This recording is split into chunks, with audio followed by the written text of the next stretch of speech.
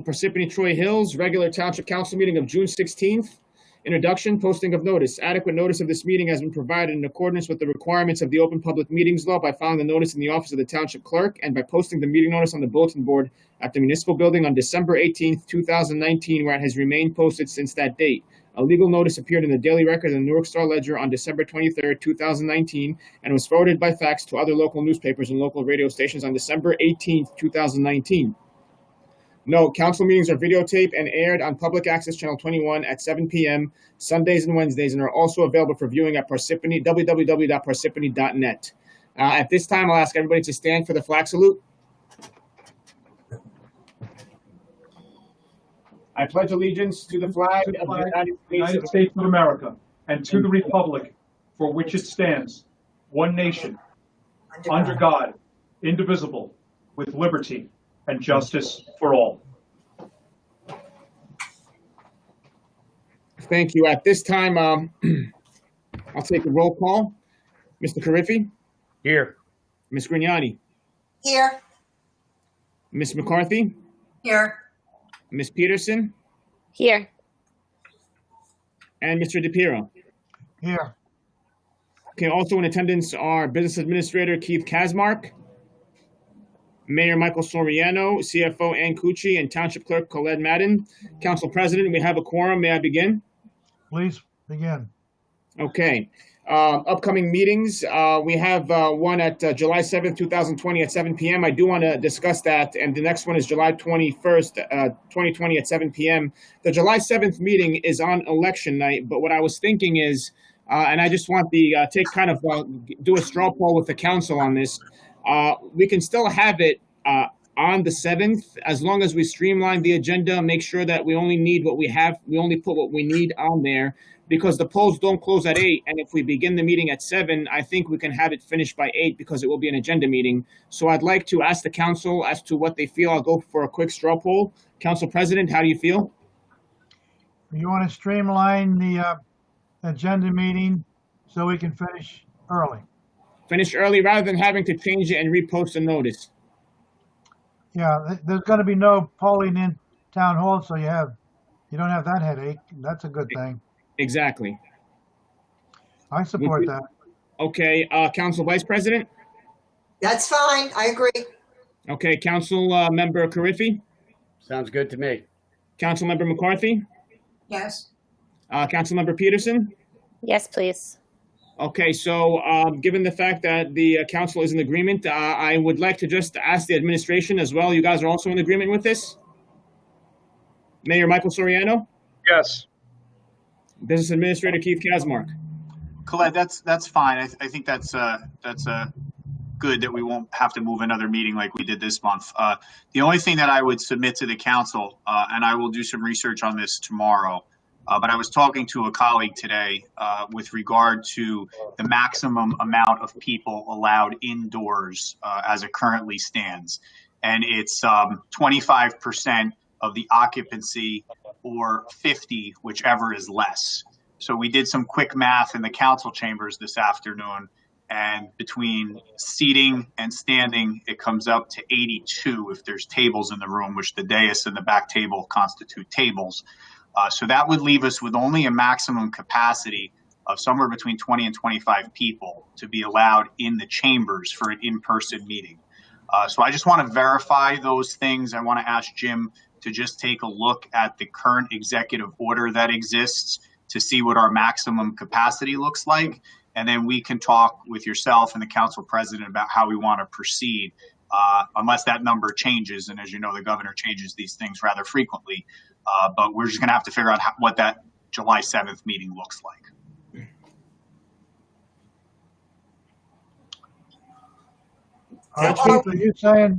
Keith, are you saying that you want an in-person council meeting on the 7th? I'm not advocating for that, Council President. I just want to be able to present you with exactly what your options are so that we can make that decision. I think just to play safe, we should do at least one more of these Zoho meetings on the 7th, because I don't know that we're going to get a clear answer by then. And with 25 people, we don't know how many are going to show up. We're going to lock the door when 25 come in. I mean, I think we should wait a little longer until the number increases that we can have in the chamber. Absolutely, sir. And that's exactly what my concern was, is that if we did have a crowd arrive, that it was in excess of the number of 25. We can't turn people away from a public meeting. So I think your recommendation is the right one. Stick with the Zoho meeting through July 7th. And then, as the rules from Trenton change, we can take a hard look at that. But I support your recommendation. Thank you. Thank you, Chief.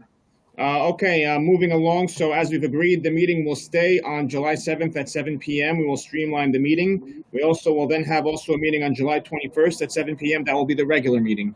Approval of minutes. At this time, I'd like a motion. Motion.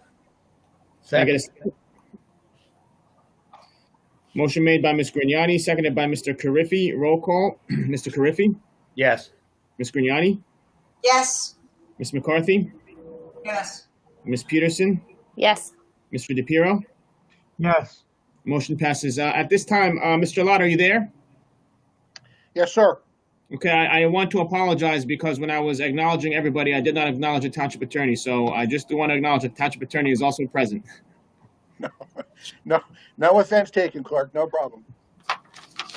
Okay, at this time, we're going to move along to presentations and reports. Mayor? Thank you, Clerk. I want to start off with this. Yesterday, restaurants began opening up in the state of New Jersey for outdoor eating. And I want to thank the business administrator, Kazmark, and most notably, I would like to thank Jennifer Veely, who has really taken the bull by the horns on this and did a great job helping these restaurants that have been struggling so much during this pandemic to be able to open up. And really, this is a morale boost for the township, just for people to be able to come out and eat and enjoy the outdoors. And these restaurants need all the help they can get with customers. I want to thank the council for voting to waive the fees. It's not a fee that we necessarily needed. It not collecting it made the process easier and really encouraged all the restaurants to want to step forward and try something and do this. I believe at this point we have approximately 20 restaurants approved. Not all of them are open yet. They're on their way towards building towards that. But this has been fantastic, and the feedback from the public has been phenomenal. So this is something that's certainly needed, and will help keep our town vibrant in the future. Now, with regards to the 2020 budget, I just want to thank the council again for their hard work and cooperation in speaking to with this whole process. Now, in speaking to other mayors throughout the county and I have throughout the state and folks in local government, this was by far the hardest years to work out a budget plan. Much of the planning and preparation, which has been done since like early last fall, had nothing to do with COVID-19, as seeing it as a public health emergency began. We didn't know that would affect the budget. That said, we made significant progress in cutting this budget prior to it being sent to the council. We cut all operating expenses line items by 10% across the board, with the exception of solid waste and recycling. We cut back on programming and events that wouldn't occur this year due to social distancing by over $200,000. We reduced the capital budget by 5%. That's a total of $600,000. We again reduced our dependency on the sewer and water utility surplus to the 2016 rates. That's a total reduction in utility surplus of $650,000 from 2017, and we have a plan to use even less in 2021, until the time that dependency on balancing our budget with utility surplus is no longer a practice in Parsippany-Troy Hills. Look, we sharpened our pencils, we rolled up our sleeves on health insurance line items and cut some additional payments to the library, which were above the statutory amount required. My council colleagues then took the budget and in cooperation and in a productive way, made some additional cuts that they felt were necessary. The administration in turn agreed to and supported these reductions. While the financial impact of COVID-19 is still very much undetermined, this budget is a product of discussion, dialogue, negotiations, cooperation, and being reasonable. And I want to thank you to all of our financial professionals that work for the township and within the township, the administrative staff, department and division heads, and the council for their work in preparing in this budget. Thank you very much. Last thing that I want to say is that anyone that comes by Town Hall may notice that the Pride flag, which began as the Rainbow Coalition flag so long ago, is showing up very proud in Parsippany. Last year, this council made the very bold move to unanimously agree to a resolution that June would be Pride Month in Parsippany, because in Parsippany we respect and love all of our residents. And I want to thank the council for doing this. And we're going to hear more about that from the council later on, but I applaud the council. Thank you very much. So thank you. That's all I have to say. God bless you all. Mr. Clerk, that concludes my report. Thank you. Thank you, Mayor. Thank you, Mayor. At this time, I will turn it over to the Township Council. I have one thing. I have been in contact with Chief Andy Miller and invited him to come and speak to the council tonight in light of the national conversation about policing that's happening in this country. I know that Chief Miller has been taking on some really progressive trainings, and we're rolling out a body camera project. And so I wanted to give him a few minutes tonight to address the public and talk about some of the initiatives that he has taken on with the police department. Chief Miller, I yield my time to you. Hi, thank you. Good evening, everyone. I was told we have a busy agenda tonight, so I was asked to be brief. Condensed a lot of information into 5 or 6 minutes, so I'll get to the point. And I thank you for the opportunity to present to you tonight. So Councilwoman Peterson requested I brief you on police department operational and training issues pertaining specifically to how we keep the community safe, conduct adult community outreach, train our officers in use of force and de-escalation tactics, provide safe and equitable policing, and then finally what the status is on the body cams. So I'd like to quickly open with what has prompted ongoing conversation about policing in general and what I was asked to speak on tonight. So since the George Floyd incident in Minneapolis on May 25th, there have been thousands, literally, of demonstrations in the U.S., mostly peaceful, like what occurred in Parsippany a couple of weeks ago, all sending a consistent message that racism, police brutality, and abuse of authority will not be tolerated. In New Jersey, Attorney General Graywall, who is the chief law enforcement officer in New Jersey and who we follow our directives from, immediately began reviewing and revising numerous police directives, including police operations, use of force, and internal affairs, to increase the transparency and accountability of police officers in New Jersey, all with the goal of strengthening public confidence in law enforcement. So to assure you, the governing body and the community, that the Parsippany Police Department adheres to the highest standards of professional and accountable policing, I'd like to mention a few of our specific policies: patrol operation methods, community outreach functions, and continual use of force and de-escalation training. And then I'll finish off with a status on the body cams. Regarding the New Jersey Attorney General Directive on use of force, Parsippany officers train twice annually and combine that training with firearms qualification. Practical and policy de-escalation training is conducted in the academy and has been instructed at the department occasionally. However, I do anticipate that the Attorney General will mandate that training on a more frequent basis. Additionally, we have a policy on profiling and discriminatory practices. Again, this is another Attorney General directive. So pertaining to use of force and de-escalation tactics, we also have an extensive policy on procedures for handling emotionally disturbed persons, which involves proper identification of circumstances where effective police, emergency medical, and health-related resources can be utilized to avoid escalation and potential use of force. Our internal affairs process is full-time and conducts routine monitoring and reporting to the Morris County Prosecutor's Office of all use of force incidents. When Parsippany police officers go out on patrol, this is now to operational questions. When officers go out on patrol after their extensive and continuous policy training, their operational methods will vary based on time and day of the week, seasonal concerns, and with prior incident and informational knowledge provided by supervisors. All incidents and reports are reviewed by supervisors, categorized internally by the records section, and then depending on the nature or concern, will be reported to command and administration, being myself and the deputy chief, for discussion and or additional monitoring or training, and then also reviewed by internal affairs where appropriate. Our community engagement function is quite extensive and ongoing with active social media platform, interaction and follow-up with the Mayor's Action Center and GovPilot. Our full-time community policing initiative, which has offered a very successful Citizens Police Academy for almost 10 years, is still in operation. We hope to resume that relatively soon.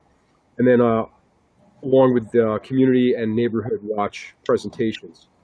Additionally, our adult community contact, I anticipate more interaction ultimately with our PAL youth program and school district lead training expansion, which invariably does bring in parents, siblings, and other adults into the involvement with officers in a positive educational and mentoring environment. So onto body cams. Before I get into that part of it, I just want to remind everyone, if you don't know, that all Parsippany police officers have in their vehicles and on their uniform, their body, what we call an MVR. It's a mobile vision recorder. That is a video camera inside the police vehicle, mostly for use with motor vehicle stops and pedestrian contacts where accidents that are within camera view. And then the officer has an audio microphone. If the officer is outside of that video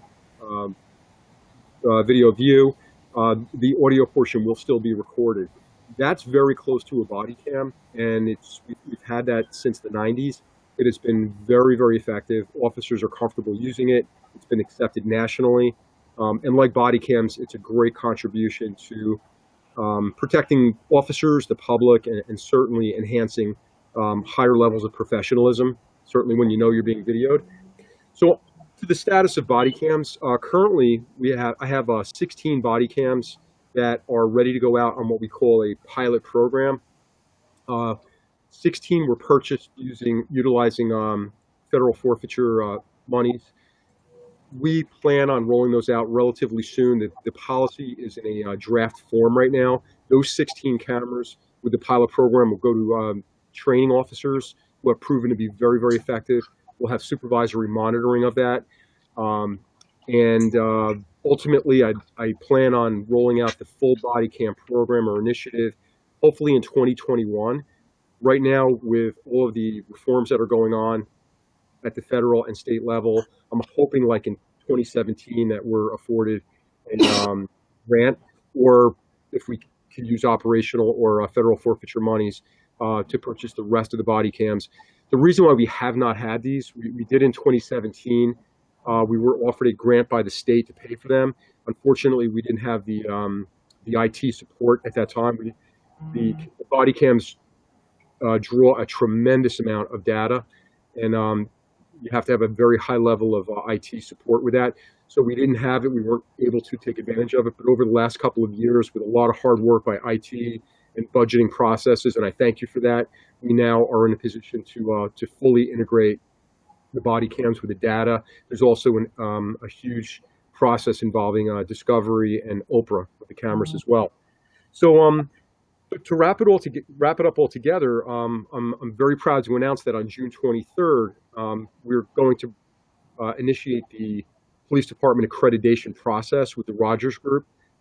That's a New Jersey state chiefs of police endorsed program. They're going to come in and over about a year or an 18-month period, they're going to review and modify our policies to ensure that we have the highest level of quality policies and monitoring systems.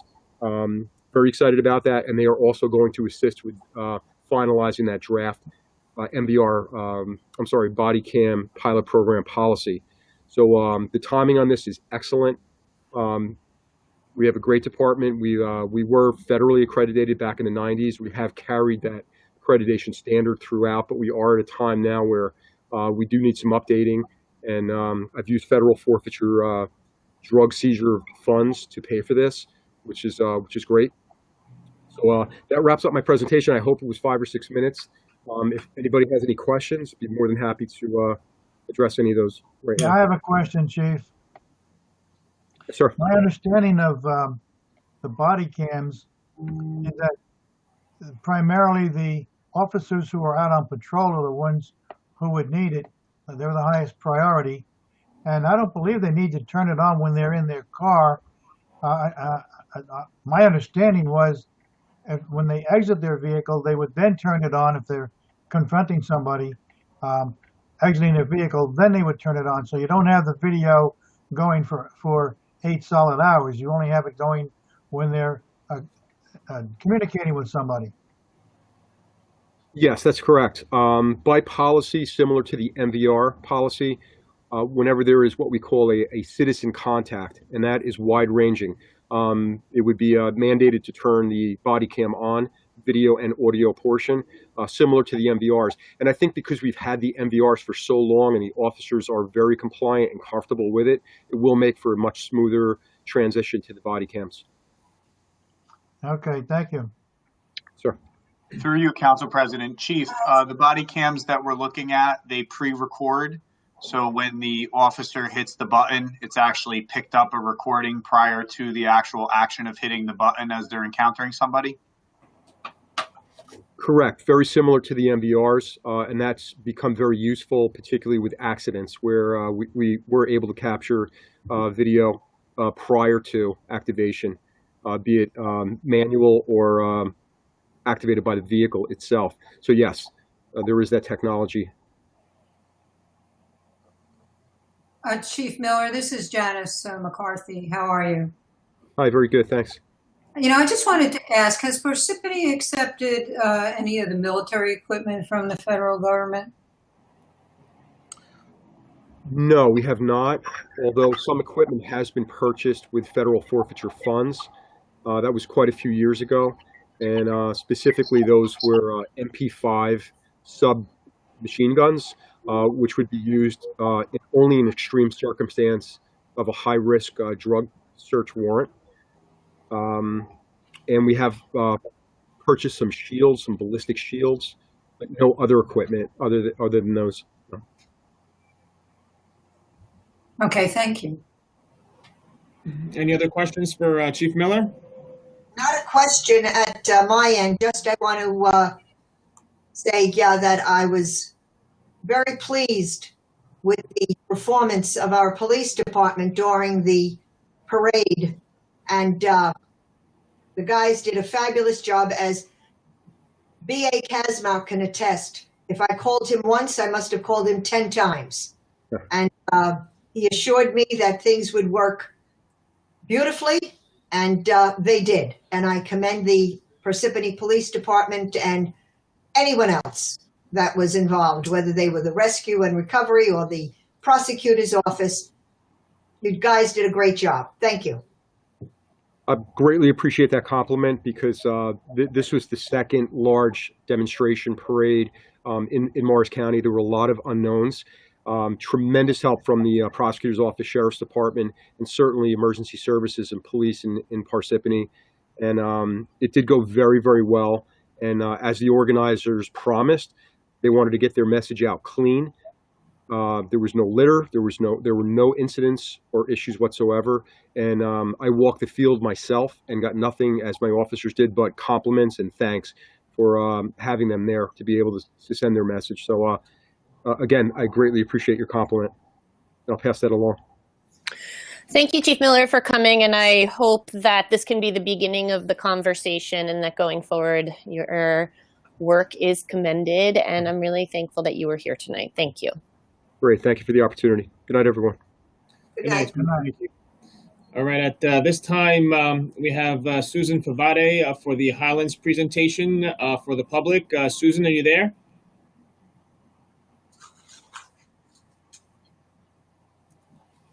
All right, I was on mute. I'm here. Okay, Susan, we're going to turn it right over to you. Now, Susan will have a PowerPoint which you will be viewing as she goes along, just an FYI.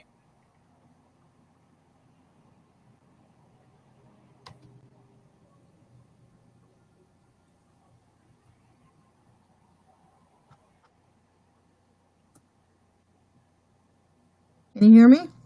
We can. And can you see the screen? We can see the screen, so you're on. It's starting with Township of Parsippany-Troy Hills, Highlands Conformance Petition, Township Council meeting, June 16th, 2020. Great. It's fantastic when technology works. Yes. Good evening, everyone. I will also, like Chief Miller, try to be brief, although I think I'll be more like 10 minutes. But I will try to get through this because I know you have a full meeting ahead of you. I was asked by council to come back after last week's closed session and present a lot of what we discussed in public session, as well as come back with some answers to a few specific questions, which I have based on discussions with Highlands Council. So I will run through this fairly quickly and then have time for questions from council as well as members of the public if they're interested. So just a sense of what we're going to cover. Very, very quick background on what do we mean when we talk about the Highlands region? What are some of the benefits of opting in? Parsippany's history and status in the conformance process, and then we'll spend a little bit more time talking about what it actually means in terms of land use planning, and then what our next steps will be.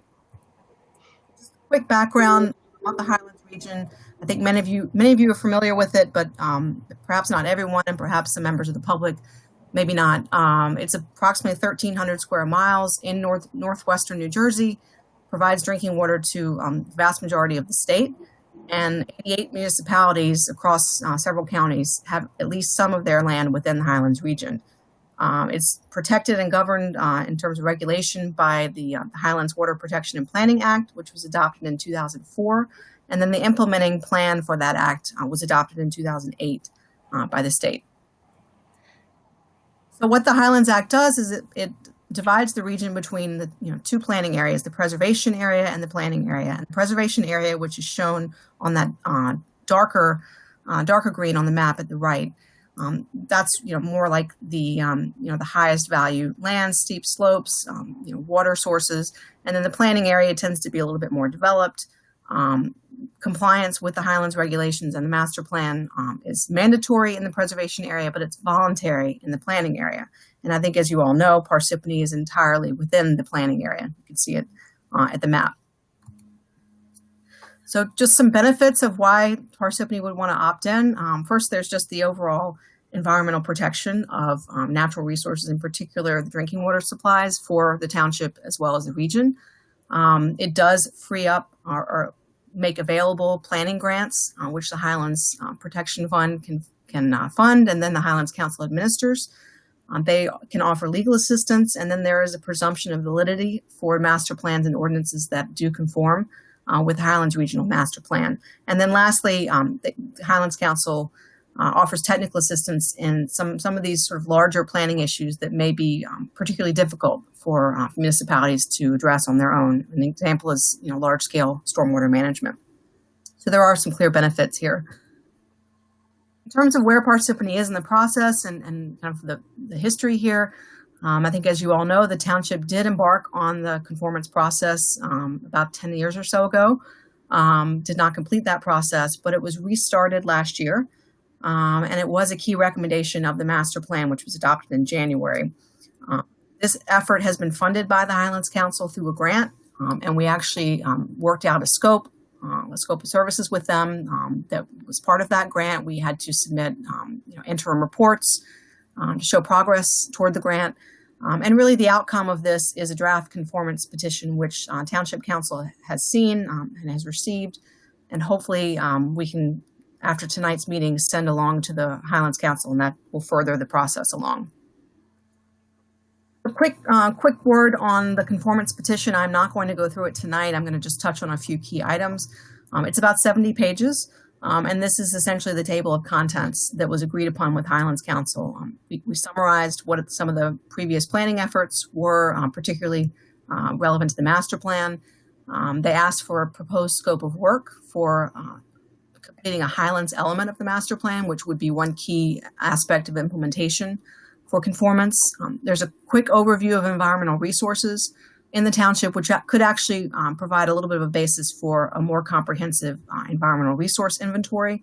That is also a recommendation of the master plan. There's a vacant land analysis, which drew heavily on work that had been previously done as part of the affordable housing planning in the township. And likewise, we talked a little bit about anticipated development activities, development that's in the pipeline. A lot of that work had also been done as part of the affordable housing planning. The report covers the land use capability zone designations in Parsippany and what that means.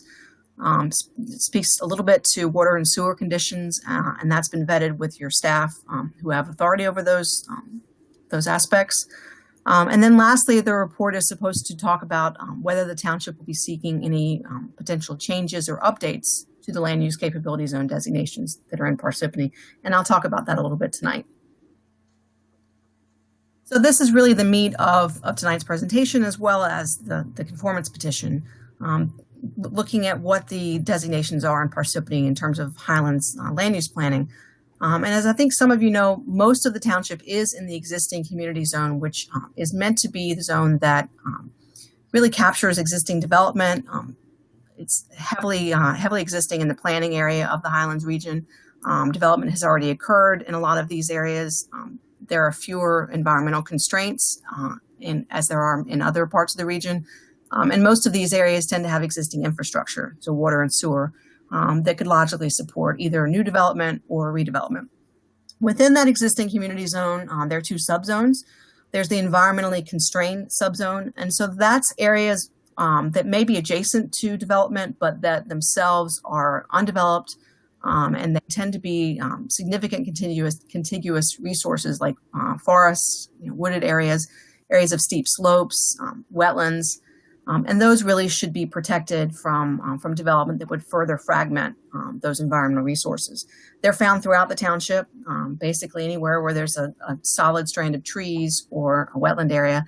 You can assume that that's probably in an environmentally constrained designation. The other subzone is the lake community. And this is areas within 1,000 feet of lakes that are 10 acres or more in size. And so in Parsippany, that's the Boonton Reservoir, Lake Parsippany, Rainbow Lake, the Rainbow Lakes area, and then Lake Intervale. And really the focus here is on maintaining water quality, protecting the overall habitat for the lakes, avoiding watershed pollution, and then just maintaining aesthetic values. Second major land use capability zone in Parsippany is the protection zone, which is really meant to designate the highest quality of natural resource value lands. And they tend to be associated with wet areas. So in Parsippany, it's most of the southeastern quadrant of the township, associated with Troy Meadows, Forge Pond, wetlands along Edwards Road, and then Troy Brook and its various tributaries in that part of town. And here, development is really to be avoided, and land acquisition for preservation purposes is meant to be a pretty high priority here. The next few slides I'm going to just cover maps just to show you where things are in Parsippany. So you can see here, this is the land use capability zones. The pink area is that preservation area. The yellow is the existing community zone, which is found in most of Parsippany. You can see the blue around the lakes. And then within that existing community zone, the orange is the environmentally constrained areas, which you can see really scattered throughout Parsippany. Here's the same information, but it's overlaid on the future land use plan that's from the master plan. So the future land use plan is meant to designate the ideal development for Parsippany. So it's useful to see how that kind of jibes with the land use capability zones. And you can see that the preservation area, which is sort of horizontal stripes, thin stripes, the majority of that designation is actually envisioned in the master plan as open space or recreation. So that's pretty consistent with that designation. The rest of the other two designations, some portions are open space and some are previously developed. But it's really important to look at where the preservation zone kind of falls in your policy planning. And then likewise, looking at it on the zoning map, you can see that the preservation area is mostly in the recreation, conservation, and wildlife zone, which is appropriate. There are portions that are in either the R1, which is one of your lower density residential zones, which actually covers some parks. And then also some of your planned development complexes are within that preservation district. And it's worth noting that some of those planned developments incorporate large areas of open space, for example, around Forge Pond. Then lastly, we wanted to make sure that we understood how the land use capability zones were related to the future planning for both redevelopment areas and also the affordable housing sites and overlay zones. And so what you see here is the overlay zones are in that vertical stripe. The inclusionary affordable housing sites are sort of plaid looking. And then the designated redevelopment areas are in red. And so what you can see here is that for the most part, there's not really any overlap between either environmentally constrained or preservation designation. There are a couple of exceptions, which I'll talk about in a second. So what do these designations mean in terms of how Highlands Council reviews activities within the Highlands area? I think it's worth noting that we were told fairly clearly by staff at Highlands Council that they don't prohibit certain land uses. They don't kind of look at lists of land use types and this one's not allowed, but this one is. What they're really looking at is the impact on natural resources. And so their reviews are really focused on ways to limit or mitigate those impacts. So it's very, very rare that they would just outright reject something or deny an application that they're reviewing. In fact, we were told by Highland staff that that's only happened once ever. I think it was up in Ringwood. So really it's all about ways to mitigate the impact and to work with the applicant and make recommendations as part of that review process that then can be carried forward by the municipality in their approval. So the typical activities in a planning area like Parsippany that might be subject to Highlands review, new subdivisions, and then major developments either in the existing community zone or the lake community subzone. There are some activities, which I'll go through in a moment, that are exempt from Highlands review, and that generally is related to single family development. I'll go through the specific list, but in general, a single family home, either a construction of a new one or work on an existing one, is not subject to Highlands review. So that's important to know. Within the protection zone, which I think is something that we're all interested in knowing exactly what can and can't be done there. Really what they're looking at is the extension of sewer or water. That's kind of a no-no in the protection zone, and that's really something that they don't want to see. I did get an answer this morning that when you're thinking about flood storage or management or mitigation projects, so those types of infrastructure projects, those would be allowed in the protection zone. So we discussed last week with council, and it's a focus of the conformance petition as well, that they ask the township to look at whether there are potential changes to these designations that the municipality might want. And there's two categories here. There's the regional master plan update, which is a fairly simple factual change. It's really meant to reflect the way things are on the ground. Often the local municipalities have better information or more recent information about what's actually in place. And so that's a fairly simple process. Generally, Highlands Council is accepting of that. And so we discussed a few in the conformance petition, and I think Township Council was in agreement on these.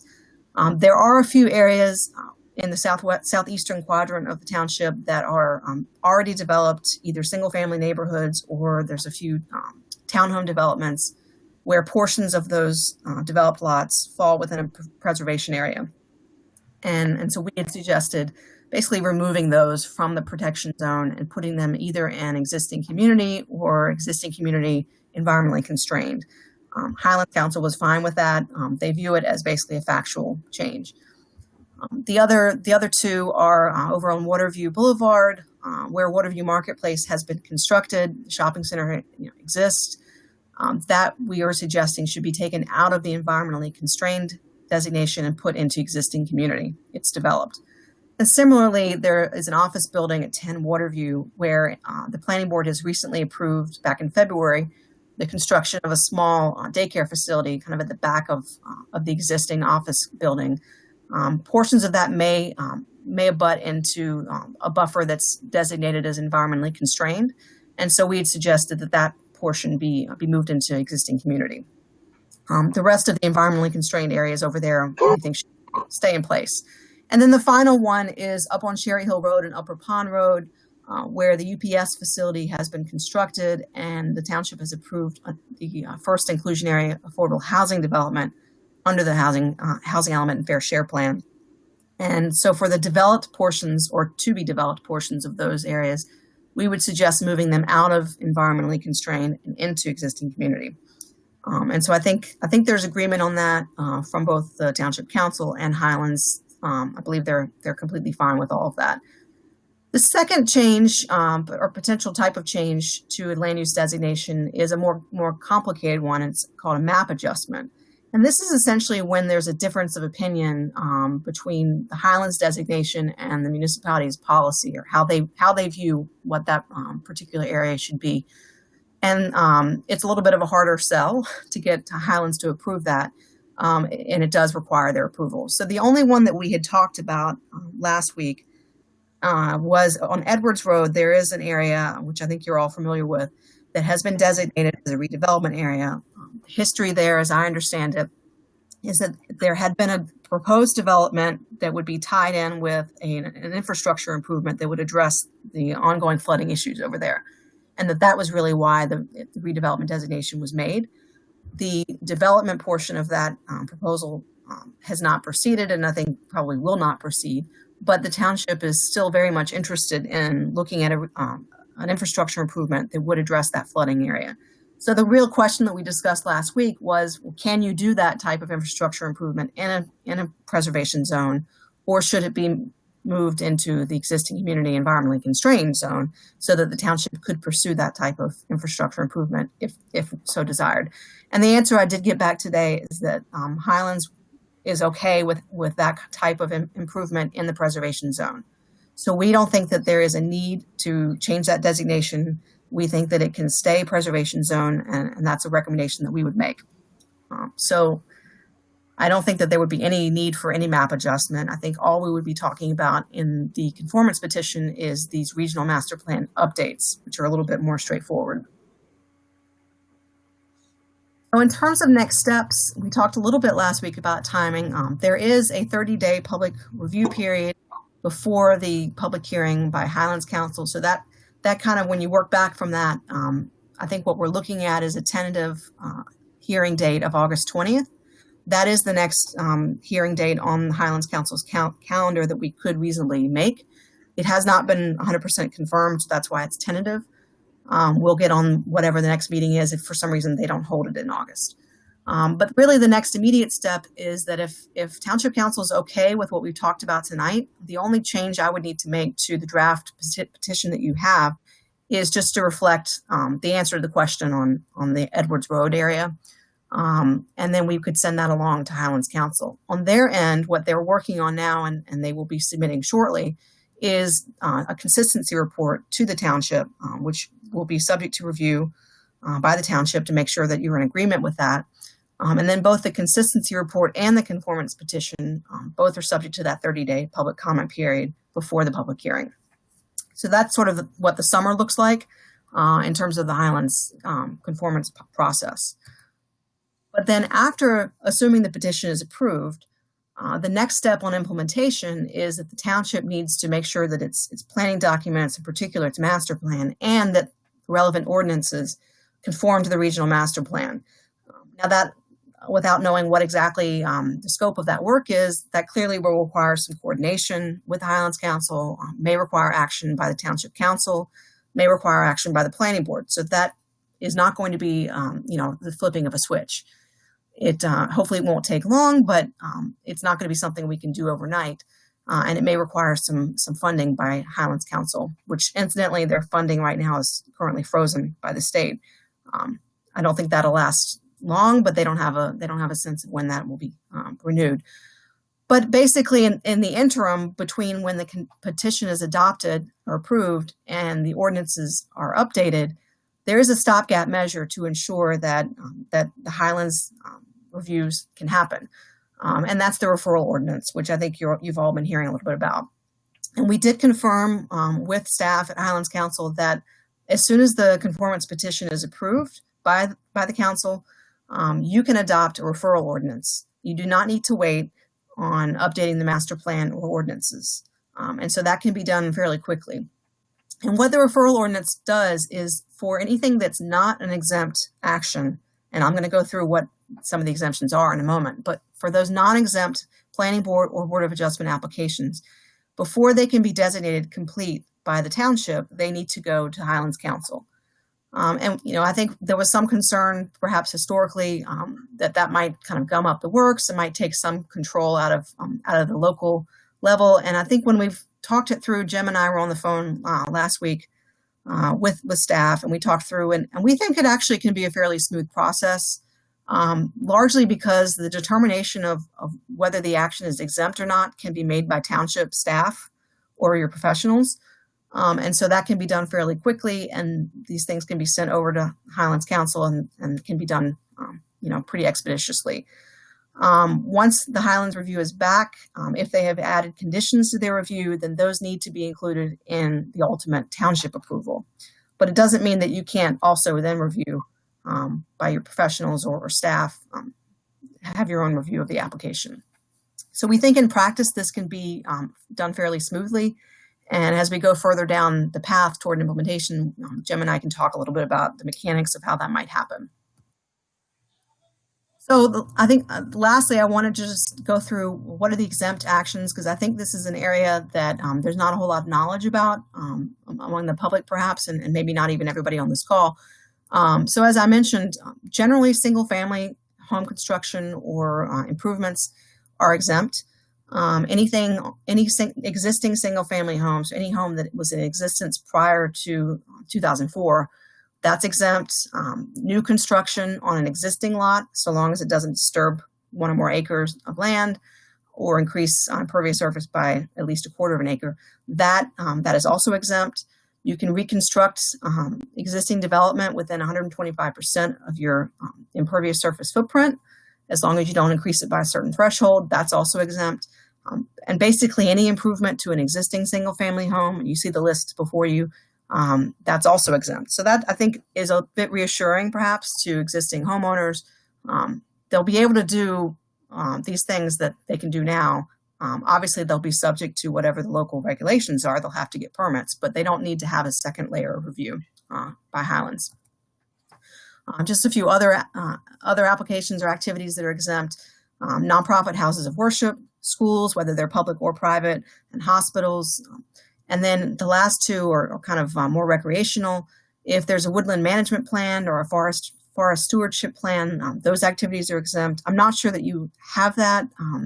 Perhaps maybe some of the stuff over in Troy Meadows those activities might be exempt. And then lastly, trail construction, as long as it's using non-impervious surfaces, and it can be on public or private land. That is also exempt. So with that, I hope I was reasonably quick and not too fast. I will be happy to take questions from council or public.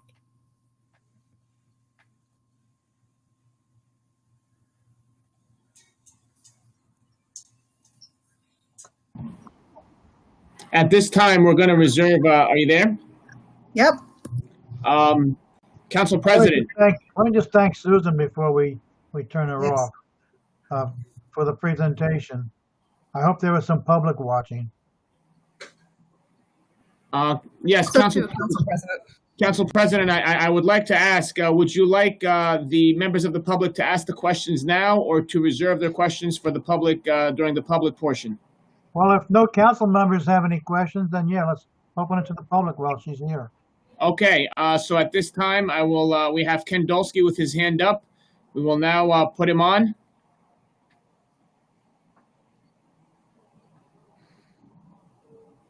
Ken, are you there? Can you hear me? Ken? Yes, we can hear you. Okay, great. There's a little delay from the time that I click on join, and I think that's also a bad aspect of this application. In any case, Ken Dolsky, 21 Winfield Drive. Susan, thank you very, very much for that great presentation. I learned some stuff, and I hope it was helpful for everybody. I don't have so much a question as a comment and then maybe a request going forward. So first of all, when Susan spoke about the referral ordinance, she described it in a certain way as, maybe perhaps having presenting a slowdown of a development process because things have to go to the Highlands for review. Having spoken with her, having spoken with Elliot Ruga at Highlands Coalition, we view that as a means of gaining the protection of the regional master plan. And so, what it does is it gives us the ability to stop bad development by using the regional master plan to protect any environmentally sensitive areas that are trying to be developed. So, some of us view that as very, very important as a means of protecting our remaining environmental resources, rather than being a process that just adds more and more overhead to development. Second, I would like to encourage the town council to seriously consider adopting the referral ordinance. As Susan mentioned, the regular conformance process, not only can it take a lot of time, it depends how much has to be changed in our ordinances, but also the money for grants to help the town do that is not available now. I'm glad to hear that Susan said, that may be temporary. I'm not so sure about that. When I spoke to Highlands Coalition, they were not very optimistic. And given the budget problems the state's going to have because of the pandemic, I wouldn't assume that money is going to be available. So passing the referral ordinance avoids having to worry about all that, the cost of going through the formal conformance process. The second thing is I would just like the town, therefore, to start looking at, we do have a model referral ordinance. Susan, I believe, has it, that she got from Mary Jude at the Highlands Council.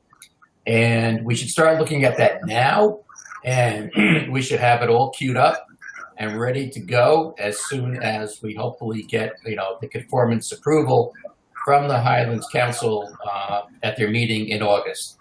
And then as soon as that happens, we should have that ordinance all lined up, everybody having reviewed it, everybody having approved it, and pass it as soon as we possibly can.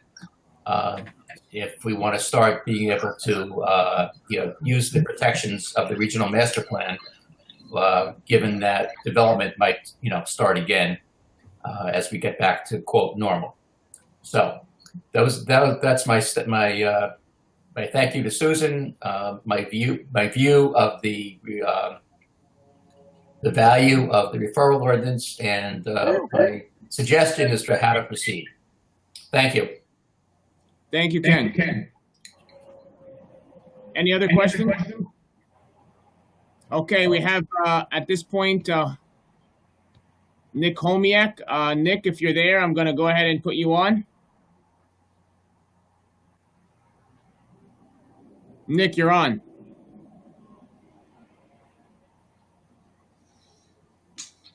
Nick?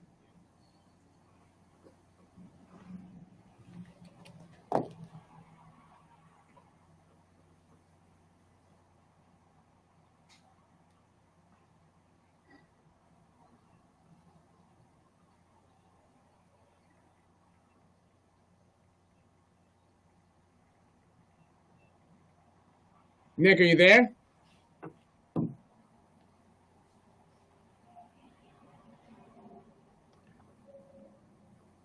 It would appear he's trying to connect. Yeah, I'm working with IT right now to see if Can you hear me? There we Nick? go. Yeah, We can hear you. There you go. great. Does this mean that our planning board or our board of adjustments will no longer be burdened with big proposals, especially the zoning board of adjustments? I just had an experience with them where a developer was trying to use and extend his development and using affordable housing as an excuse to pass the development, that he would contribute to the affordable housing. But as far as I know, it was outside the prescribed zone that Parsippany is making right now for affordable housing. So this would relieve them from making any big decisions, or could a developer still present it to the board, but then the board would need the referral ordinance? Does that make any sense? So, Council President, I'll take that one. Applications that are currently pending, either at the Planning or Zoning Board, would continue to proceed. And then if the township were to adopt the referral ordinance, applications that were filed subsequent to that date would be reviewed in accordance with the referral ordinance. Okay. Thank you very much. All right, thank you, Nick. Any other questions? Okay, seeing none. Susan, we thank you very much for your time. Colette, through you, I think Elliot from New Jersey Highlands has his hand up. Where is he? I don't see him here. Hold on. Oh, there he is. Sorry, Elliot. All right, let's put you on. Thank you, Keith.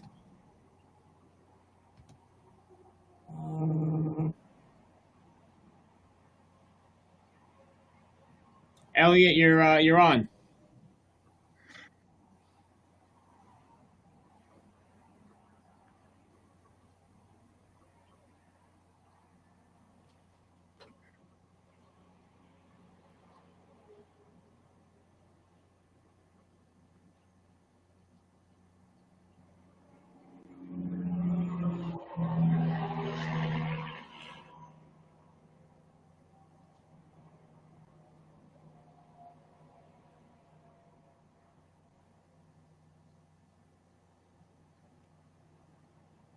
Okay, I think Elliot is trying to connect. Elliot, if you're listening, you need to pick the audio device. Are you there? Can you hear me now? We can hear you, yes. Okay. Are you just now hearing me? We are just now hearing you, Elliot, Okay. absolutely. Okay, this is Elliot Ruga. I am the Policy and Communications Director of the New Jersey Highlands Coalition. We're located on Main Street in Boonton. And I just want to briefly state first that I've heard a lot of presentations to governing bodies by municipal professionals about the process of conformance and what these initial steps mean.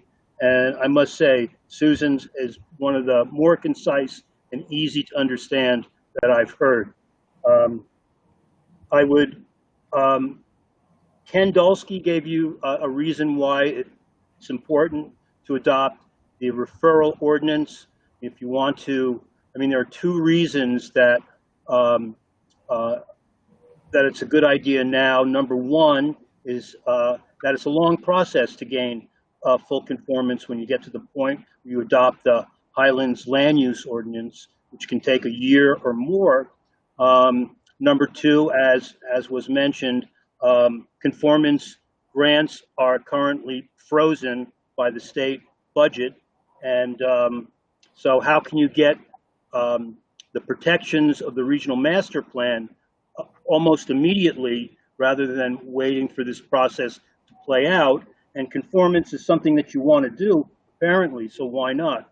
But another reason is, and I'm sure real estate experts would concur, that there's a lot of interest of moving out of New York City and densely populated areas to the east of us for a little more open space and less dense communities.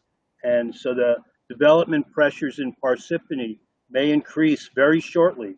So this would be a very good way to protect yourself immediately. I just wanted to add that to the conversation. Thank you, Elliot. Anything else? No, just congratulations on you moving forward on conformance. Thank you. All right, so anyone else have any questions for Ms. Favade? I don't see anyone here. So at this time, I do want to address, there was a closed session. I don't believe that we need a closed session at this point for the Highlands. Can I just get a confirmation from Mr. Lott and Ms. Favade on that? Yes, Clerk, I don't have a need for closed session unless council has other issues that they need to be discussed. Council, I don't appear that we need a closed session given what's the presentation and the comments from the public. If I don't, do we have any objections from members of the council with regards to not having a closed session tonight? No objection from me. Okay, so Council President, no objection, and I don't hear anyone else, so I will assume that there are no objections. At this time, then, I would like to state that there will be no closed session. I would like to thank Ms. Susan Favade for her presentation and thank the public for their comments, and we're going to go ahead and move on. Next, going to a Township Attorney under presentations and reports. The best report from your attorney is no report. I don't have anything for tonight. I couldn't agree more. Thank you, Mr. Township Attorney. Mr. Business Administrator Keith, see that report from you? You're not going to get so lucky from me. Good evening, everyone.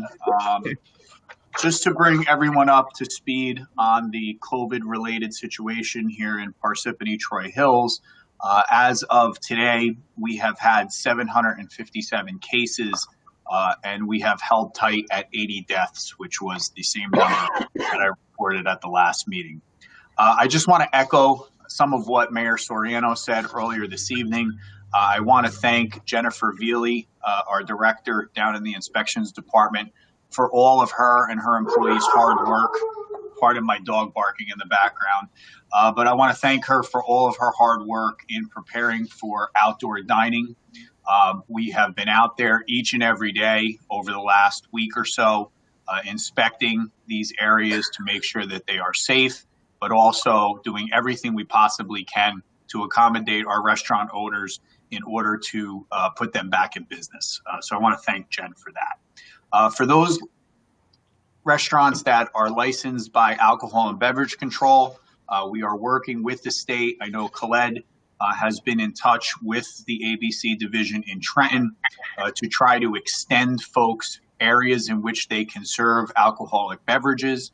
So we are still working through that process, and hopefully by July 4th weekend, we'll have worked out issuing any additional permits that we need to, so alcohol can be served outside on some of those restaurants. With regard to Parks and Recreation, I had a conference call today with Jim Walsh, our Director of Parks and Forestry, Joe Plesha, our Director of Recreation, and Sam Yodice, our PAL Executive Director. We're starting to plan for youth sports, which can open up in the next few weeks for practices. And also contact sports will be able to be played beginning in July. Playgrounds are still closed as per the governor's executive order, but Jim and his team at Parks and Forestry are preparing for that order to be rescinded, hopefully in the next 30 days, and we'll be able to put a plan together to disinfect our playgrounds in order to keep our children safe. We're doing the same with picnic areas. Joe will begin to issue picnic permits within the next number of weeks, and we will be having a waiver generated through our legal team to make sure that anyone who is using the area understands that any type of COVID-related precautions that are necessary, that those be taken and folks sign off on that as part of the permit process. Tonight we have with us our superintendent of our water department, John Warorka, and our consultant with regard to water distribution in the township. Over the last number of months, as we're required to do under DEP requirements, we have been doing our requisite water testing. There was a period of time where we had some elevated numbers. And when I say that, I want to stress to everyone listening and to the governing body that at no time, and that is applicable today as well, was there any threat to public health. However, DEP has standards that each water department throughout the state is required to meet.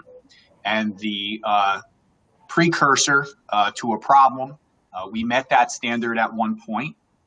and we are required to do a public notice throughout the township indicating to the public of those elevated levels. The situation has been abated, and I will leave it to John and his team to explain the science to that. But we felt that it was extremely important for us to be transparent about this process and to indicate to the governing body and to the public what this will look like over the next couple of weeks as this notice hits mailboxes to the residents of the township. So with that, John, I'll turn it over to you.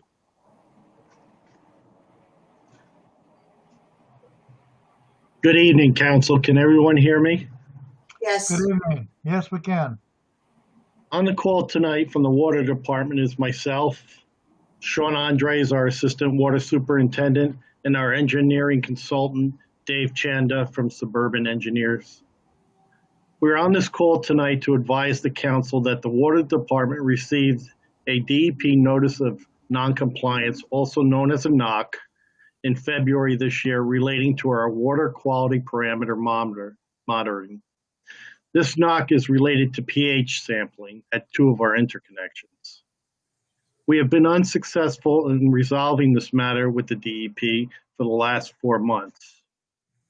A brief history: in 2017-2018, federal and state regulators began re-implementing the lead and copper rule by requiring large water utilities to perform pH, alkalinity, orthophosphate monitoring as part of the Safe Drinking Water Act lead and copper rule in order to determine the system's optimum water quality parameters for all points of entry into and including the distribution system. Our water quality monitoring began in 2019 when our optimum water quality parameter values were established. For the first half of 2019, we met all the parameters. However, in the last half of 2019 and first half of 2020, we experienced what is referred to as an excursion.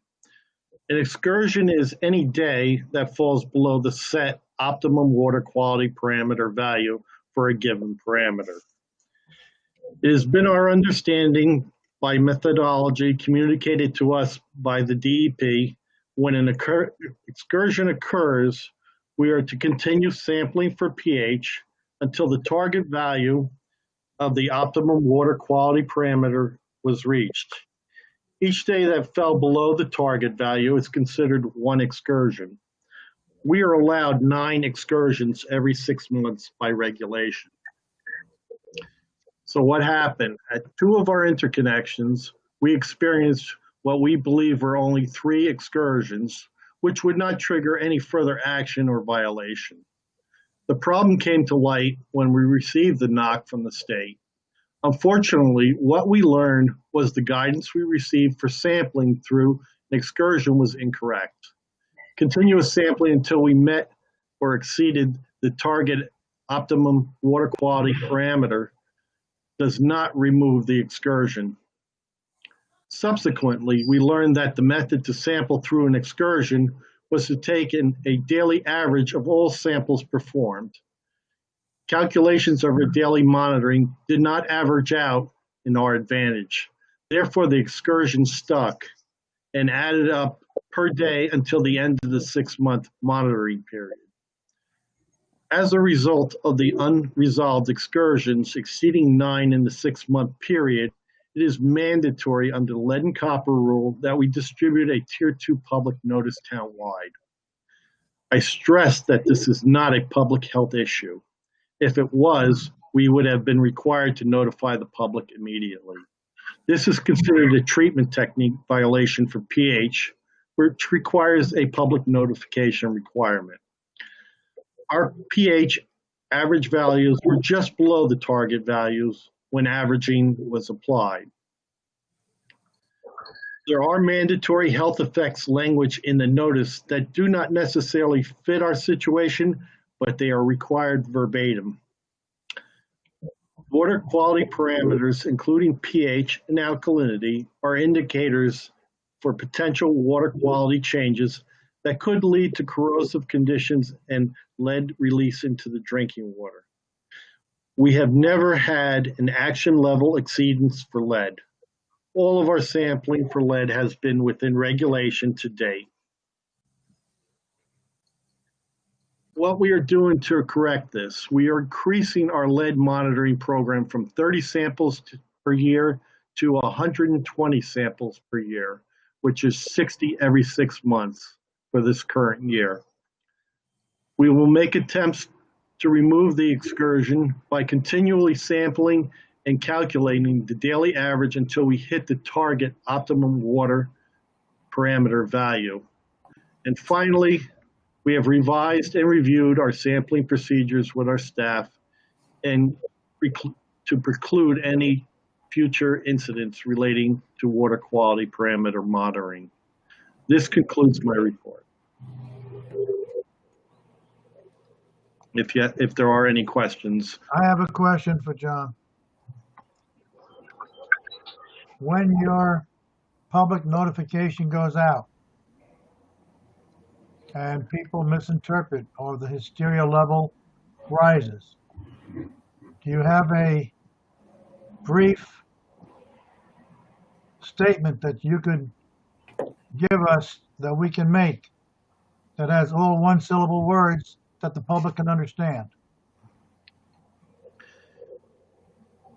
Councilman, yes, we do. The notice will be self-explanatory of what happened, what we did, and who they can contact. Our names are on the notice. The water department's phone number is on the notice, and we can provide a brief summary. All right, there's no need for us to do it then. No, they should. Go ahead. John, if I may, through you, Council President, just so everyone's aware, the notification that needs to go out to the residential homeowners will be sent out, and that will be DEP approved language. And to the Council President's inference there, sometimes that's not easily understood by. We are working with our public information officer and John's office to put something out that is clear, concise, that will not create any type of public outcry, or at least its attempt will be not to create any public outcry, because there is no threat to public health. I think David, in our conference calls, one of our consultants, put it the best. You know, this is a precursor notice. This is not a level where we need to be, in red alert mode, so to speak. And John, through you, if David wants to add to that piece, just so that the public has peace of mind, that might be a good idea at this point. But to answer your question, Council President, we will be putting that out. We will share that with the council. If you have the ability to put that out either through social media or other ways, that would be most helpful. So everybody's on the same page in letting the public know that there is no threat to public health. Something like there is no danger to public health. 3 or 4 sentences that every council member, can have. So if they receive phone calls or I receive a phone call, we can say there's no threat to public health. This, and then just a couple of sentences, and then we can refer them to the water department after that. But at least let the public know in very brief words that we are aware of the issue and there's no threat to public health. I'd like us all on the council to be at least able to say 1 or 2 or 3 sentences before we refer them to the water department. We will get that to you, Council President. Thank you. David, do you have anything you want to add to that? Did we lose him? I think we may have lost him. Sean, I believe we lost him. Okay. But we will be preparing that and we'll be getting that out, and we'll be putting that out through multiple media as well. Yeah, sentence number 1, Keith, could be, we have been briefed by, the council has been briefed by the water department. There is no public health issue, something like that. Just a few simple 100%. sentences. 100%. I see David is back on. Khaled, can you free him up to speak there? He's got his hand up. I just want him to comment on that last part, not lengthy though. He's freed up to speak. David, you there?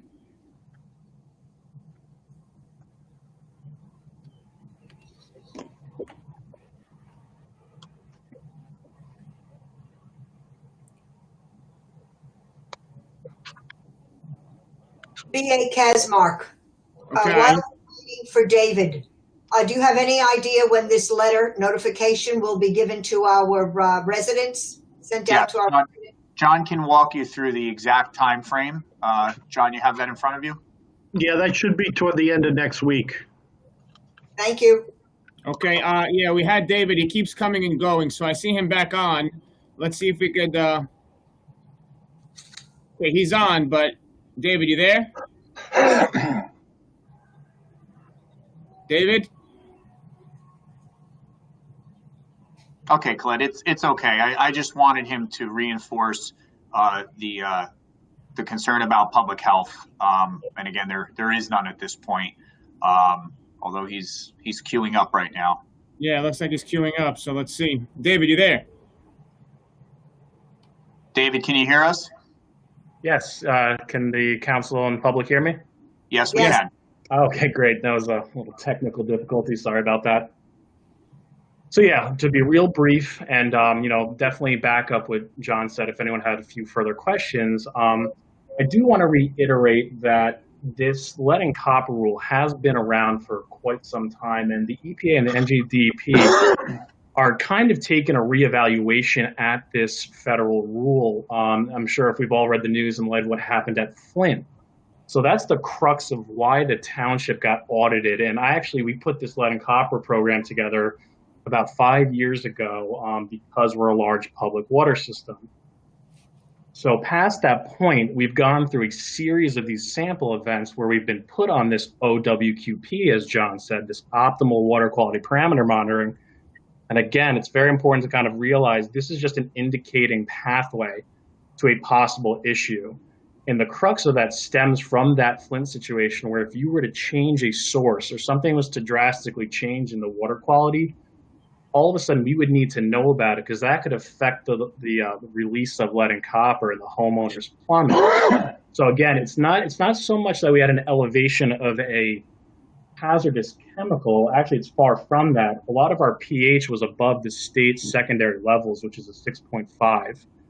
So we were still delivering water that was above that. The fact of the matter is when the state sets this OWQP minimum level, if you drop below it, it's just more of a, hey, red flag, let's take a look what's happening and then see if we can course correct. But it kind of goes into that situation where John mentioned about the misguidance. So I did want to just give that really quick background to the how the DEP and the EPA are implementing this OWQP monitoring. It's definitely a very intensive rule. The regulation is very difficult, and the state's certainly implementing this with the highest priority at this point. I'd say I've been in the water industry 10 years. I actually ironically started my career at the DEP. I don't think I've ever seen them implement a rule and regulation such like this. So, just to give that little bit of added background of where we're coming from with this OWQP monitoring, it really is that opportunity to make sure you don't see any really extreme changes in your water quality parameters, which obviously John, Sean, and I always kind of monitor, make sure we have a good head on moving forward. Okay. Thank you, David. Colette, I would just ask that both David and John hang in for the public hearing. I already see some of the members of the public with their hand raised. I'm just going to make an assumption that it's about this issue. So yes. John and David, if you could just stay with us on the call in case there are technical questions to be asked during the public hearing, I would very much appreciate that. Certainly. Yes, and to address that, yes, Ken, I do see that he has his hand up, but at this point we will not be taking questions until the public hearing. So when that does come about and the questions do relate to this topic, we will then have them go on. Thank you, Keith. Moving along to the Township Clerk. I've already addressed the issue of the July 7th meeting. We will have the meeting July 7th, although it is election night. We will streamline the meeting to make sure it is we finish before the polls close. Additionally, I wanted to address the issue of the social media platform. I know Ms. Peterson had inquired last meeting with regards to it. We were supposed to go to a platform called GoToWebinar. However, we had already scheduled this one ahead of time, and we had already seen that we had many registered residents that were registered for this. So we didn't want to create confusion. So the GoToWebinar will be ready for the next meeting, and that webinar will allow us to basically view the entire council as a whole. Just wanted to update the council on that. So with that being said, we're going to move along to township offices and committees. I have just one question. I know we're developing the next phase of Smithfield Park, but they have completely removed the turf field, and I'm wondering. It doesn't look like that turf field needed to be replaced. So, what's going on with Smithfield? Why was the artificial turf removed? So through you, Council President, this was a capital project that had been in the hopper prior to my arrival. My understanding from Mr. Walsh, and I can put him in touch with you tomorrow to give you additional detail, is that there were problems with the pitch of the field when it was initially developed. So as part of the entire Smithfield project, this was one of the components, and it had to do with a drainage difficulty that existed there. The contractor is there working rather quickly, actually, over the last couple of weeks, and the project is set to conclude, at least the contract states that the project should conclude by the end of July. Well, that turf field is about $300,000. Are we buying a new turf field? There will be new turf installed, yes. Wow. Where are we getting the money for that? Well, it's a capital project. You previously approved it in a bond ordinance.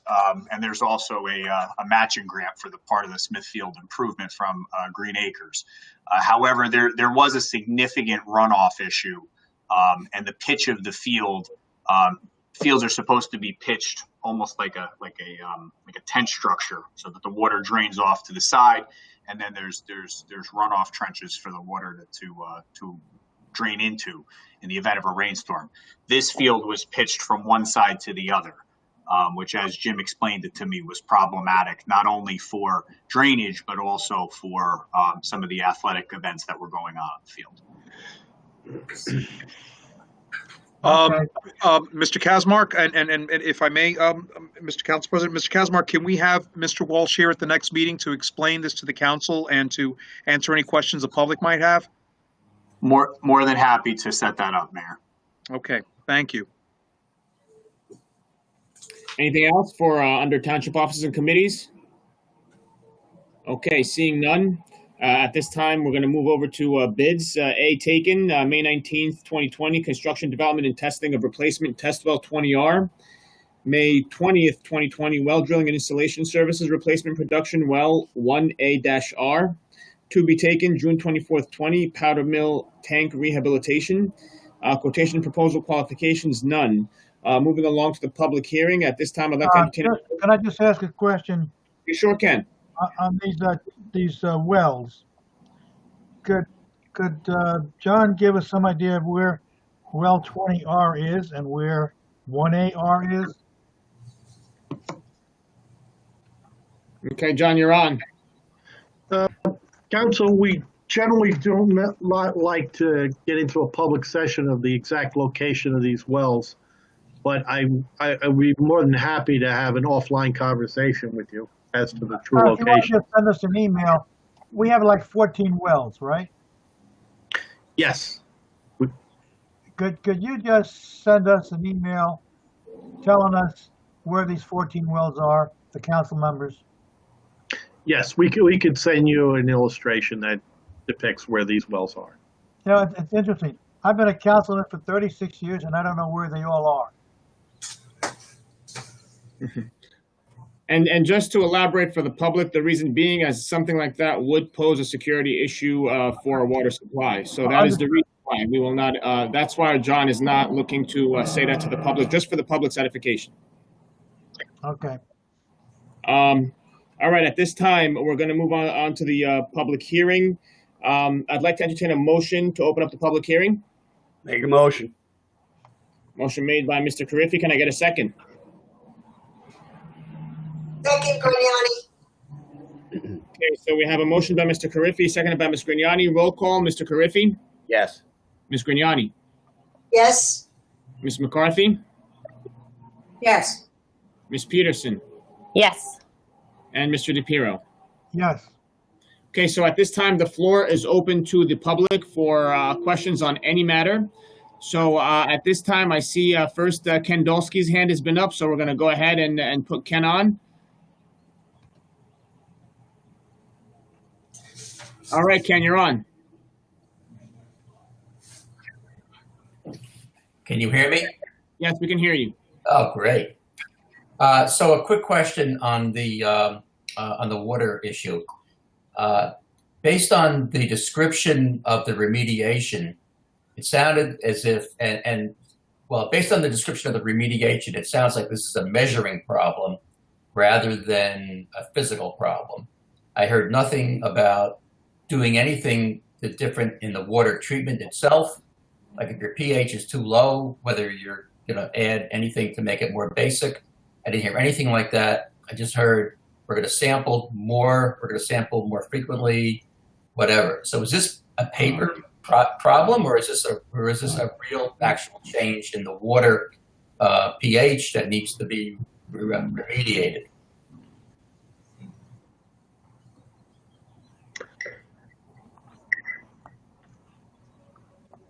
This is John.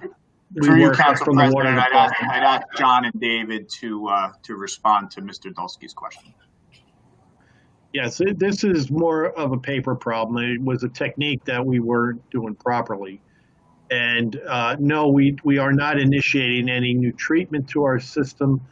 It is strictly the way we were working through what an excursion would bring up. And we are now following the procedure, and we are in compliance as we speak right now. Okay, thank you very much. That might be worth mentioning to the public. It's just a question of how you're doing measuring. Yep. Thank you.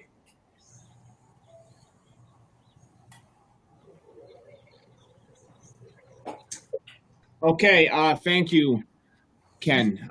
Now next we have, looks like a Jonathan Rose. We'll go ahead and have that.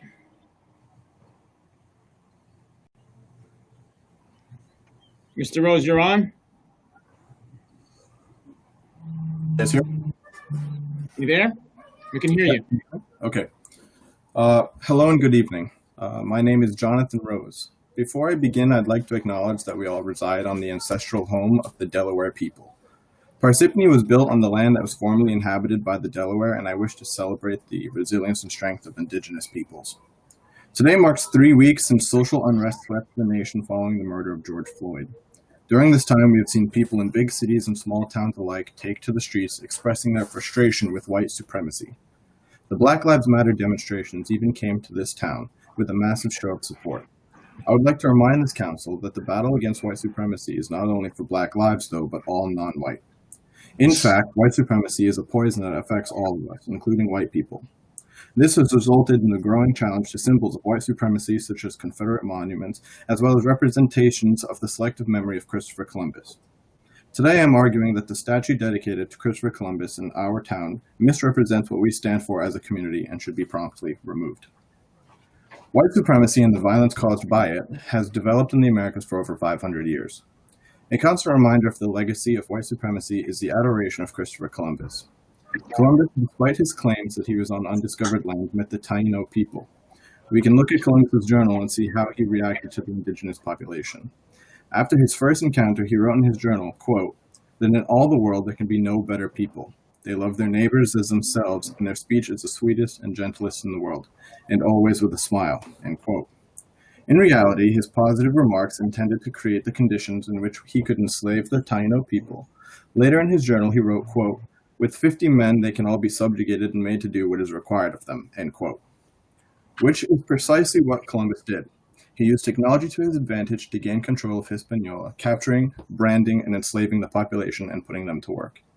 In order to exploit the land, Columbus and his followers tasked the Taino with meeting quotas on precious metals. Columbus relied on violence to make sure these quotas were met.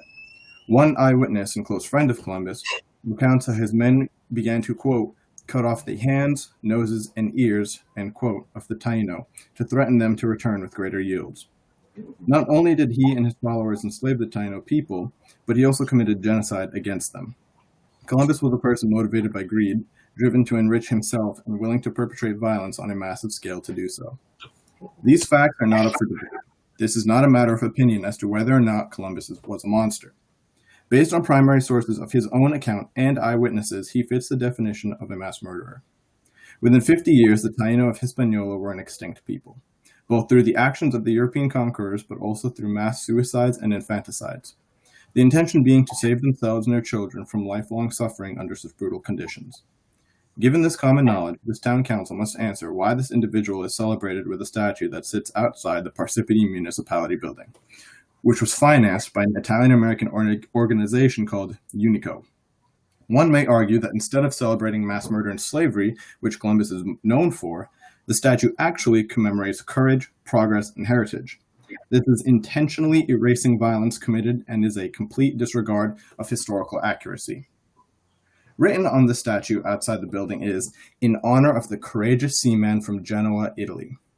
Growing up in Parsippany, I had heard the word courage before, typically used to describe people who were able to persevere through difficult situations.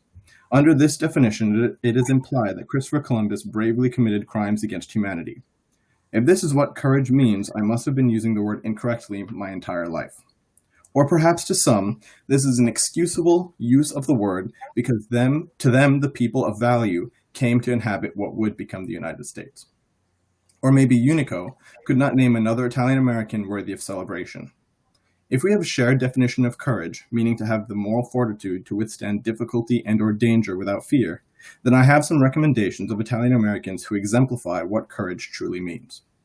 Those who put their lives on the line for the same ideas that Americans are protesting for today. The same forward-thinking, progressive causes that are worthy of pride in one's heritage. Italian-American pride is a good thing, as is pride in various other cultures. However, Columbus has been modernized and misrepresented into something he never was, an Italian-American figure worth revering. Columbus is not the right Italian-American to be proud of, but Italian-American Viola Liuzzo is. Born in 1925 and living in Michigan, she was, quote, active in local efforts on behalf of reform in education and economic justice. Twice she was arrested, pleaded guilty, and insisted on a trial to publicize the causes for which she was an advocate, end quote. A friend of hers said, quote, Viola Liuzzo lived a life that combined the care of her family and her home with a concern for the world around her. This involvement with her times was not always understood by her friends, nor was it appreciated by those around her, end quote. She cared for the people around her, regardless of the color of their skin. Around the same time, she became involved in the local NAACP chapter and ultimately traveled to Selma, Alabama in 1965, saying, quote, too many people who would just stand around talking. I want to be part of it, end quote. While driving with an integrated group in Alabama, she was pursued by KKK members. During the chase, she sang, We Shall Overcome. The KKK then caught up to her at a light, shot, and killed her. She survived by the people who knew her and those who took up the torch after she died. Italian-American James Gropey, born in 1930, was a clergy member in Wisconsin and became heavily involved in the civil rights movement of the 1960s. He also went to Selma in 1965, but returned home to continue the fight against segregation in Milwaukee public schools. He is remembered as someone who strived for a better America through racial equity. Italian-American Mario Savio, born in 1942, similarly fought for civil rights. In 1964, he became in the Freedom Summer Project in Mississippi. However, Mr. Rhodes, just you have 30 seconds, sir. However, Mr. Rhodes, you there? He is most well known for his leadership during the student movements at UC Berkeley. There's not a lack of Italian-American pride. There is a lack of effort in finding them. To be clear, I'm not advocating for an Italian-American to replace Columbus. You got 15 seconds. I just want to highlight the empty words of the group who funded the statue that's outside of our municipality building. And I'm advocating for its replacement for Delaware American memorial in its place. Okay, thank you, Mr. Rose. Time's up. Thank you. Okay, do we have anybody else? Okay, it looks like I have Mr. Richard Melito. Clerk Khaled, could we please keep these open public sessions to 5 minutes, please? Yes, they have time to 5 minutes. Thank you. Mr. Melito, you're on. Can you hear me? Yes, Mr. Melito, you have 5 minutes. Go ahead. All right, thank you. Rich Melito, 6 Patchbox Court in Parsippany. I have some questions on the Green Bank Road improvement project. I live right off of Green Bank Road, and I was just wondering if it's going to entail any safety improvements for pedestrians. I walk that road a lot, and I've had to jump down embankments and up embankments when cars come around some of those blind bends. So I know it was billed as a safety improvement. I'm just curious if it's for people or just the vehicles on the road. And also down the road next year, we're supposed to be proceeding with the Jersey City, opening of the trails. And there's going to be a couple of parking lots built off of Green Bank Road. I was just curious if that was included in what's going on now so that work done now doesn't get ripped up next year or vice versa. And that's all I have. Thanks. Through you, Council President, Mr. Melito, thank you for your question. I don't know the answer to that off the top of my head, Rich, but if I'm going to give you my office number, if you contact me first thing tomorrow morning, we will put you in touch with the engineering department who will be able to answer each and every one of those questions for you. Okay, thank you.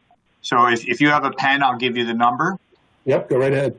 973-263-4391. You can ask for me. I'll be in at 8:45, and we will get you in touch with engineering to get all those questions answered. Oh, thank you very much. Thank you, Council President. Okay. At this time, let's see, do we have anyone else that would like to speak during the public hearing? Okay, seeing no one else. Oh, hold on. Do we see anyone? Nick, I see your hand coming up. Mr. Rose, I see your hand. At this point, you only get one time to speak. So everybody only has 5 minutes. Mr. Homiak, is your hand up?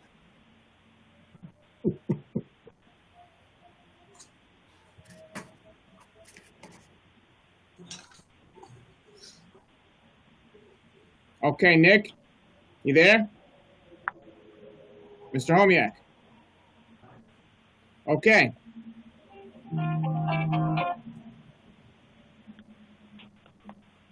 Hello? Right.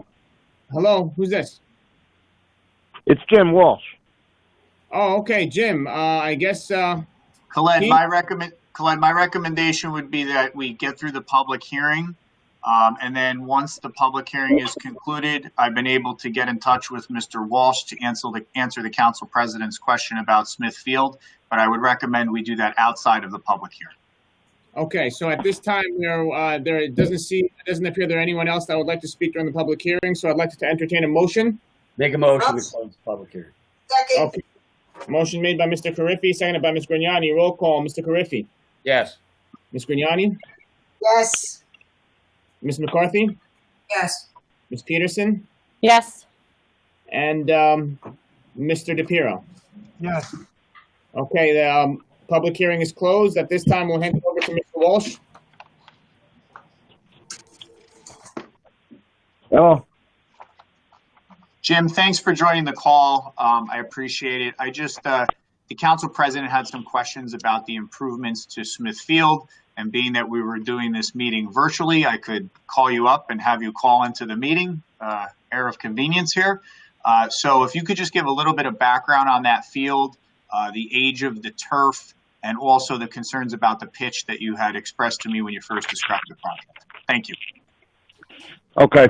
That field was installed in 2006, early 2007. So that makes the turf 13 to 14 years old.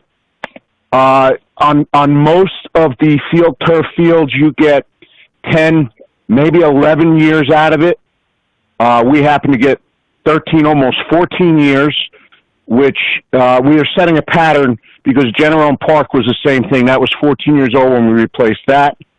So we're getting good longevity out of these fields, But the reason for the replacement now is that several reasons.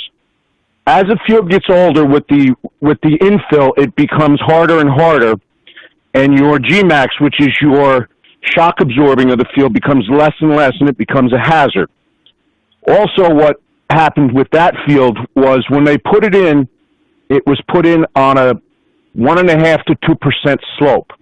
So even though the field can absorb, I think they say up to 10 inches an hour of rain, when you have a slope like that, even though it's as little as that across, I think it's 150 feet, it's still, the rubber still migrates. So for many years, we'd get some heavy rain and we'd sweep the rubber back up to the top, so on and so forth. You know, like I said, when it became time to replace the turf, and this field gets used 7 days a week, you know, sometimes 12, 13 hours a day, if not longer. So when we came up with the plan to do it, I think it was 2 years ago, in the design phase of it, we decided to level the field. So that's what you're seeing right now. In order to not affect any of the other fields, B field, A field, the restrooms, that area, instead of cutting and filling like you could normally do on a site, we chose to cut so that we didn't increase the height going to where the stands were for B field and the restroom, and possibly create a height that you would need steps or railings. So we're cutting, the field is being cut in some areas up to 5 feet, and then there's going to be segmented block walls put in, where then everything inside will be artificial turf for the sports to use, and the bleachers and spectators will be up on a kind of like a tier along Route 46 side.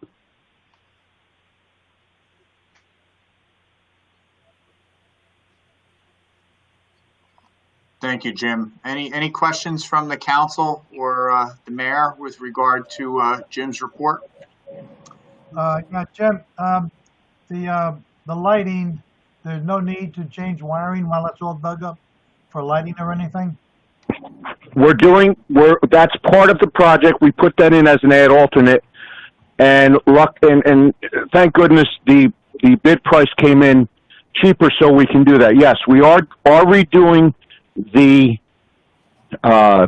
panel boxes, including the Musco controller. The panel box is so old that they don't make breakers for it anymore. We actually had to buy a used breaker in Connecticut to put back in there the last time we burnt one of them out.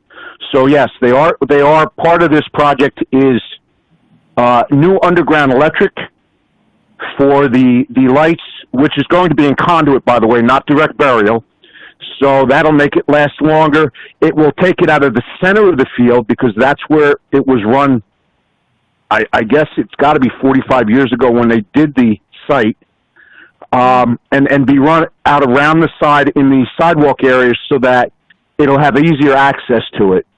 And they'll also be doing new wiring up to the Raoul Monument. Okay. Thank you, Jim. You're welcome. Okay, Mr. Kazmark, anything else? No, that's all I have. I just wanted to make sure that the council had a full understanding of the project, and lucky for me, Mr. Walsh picked up the phone. So thank you. Always. Good job with that, everybody. All right, now moving right along, moving on to the budget portion of the meeting. We're going to go into the second reading of the ordinance, the Cap Bank ordinance. I'm going to go ahead and read through that now.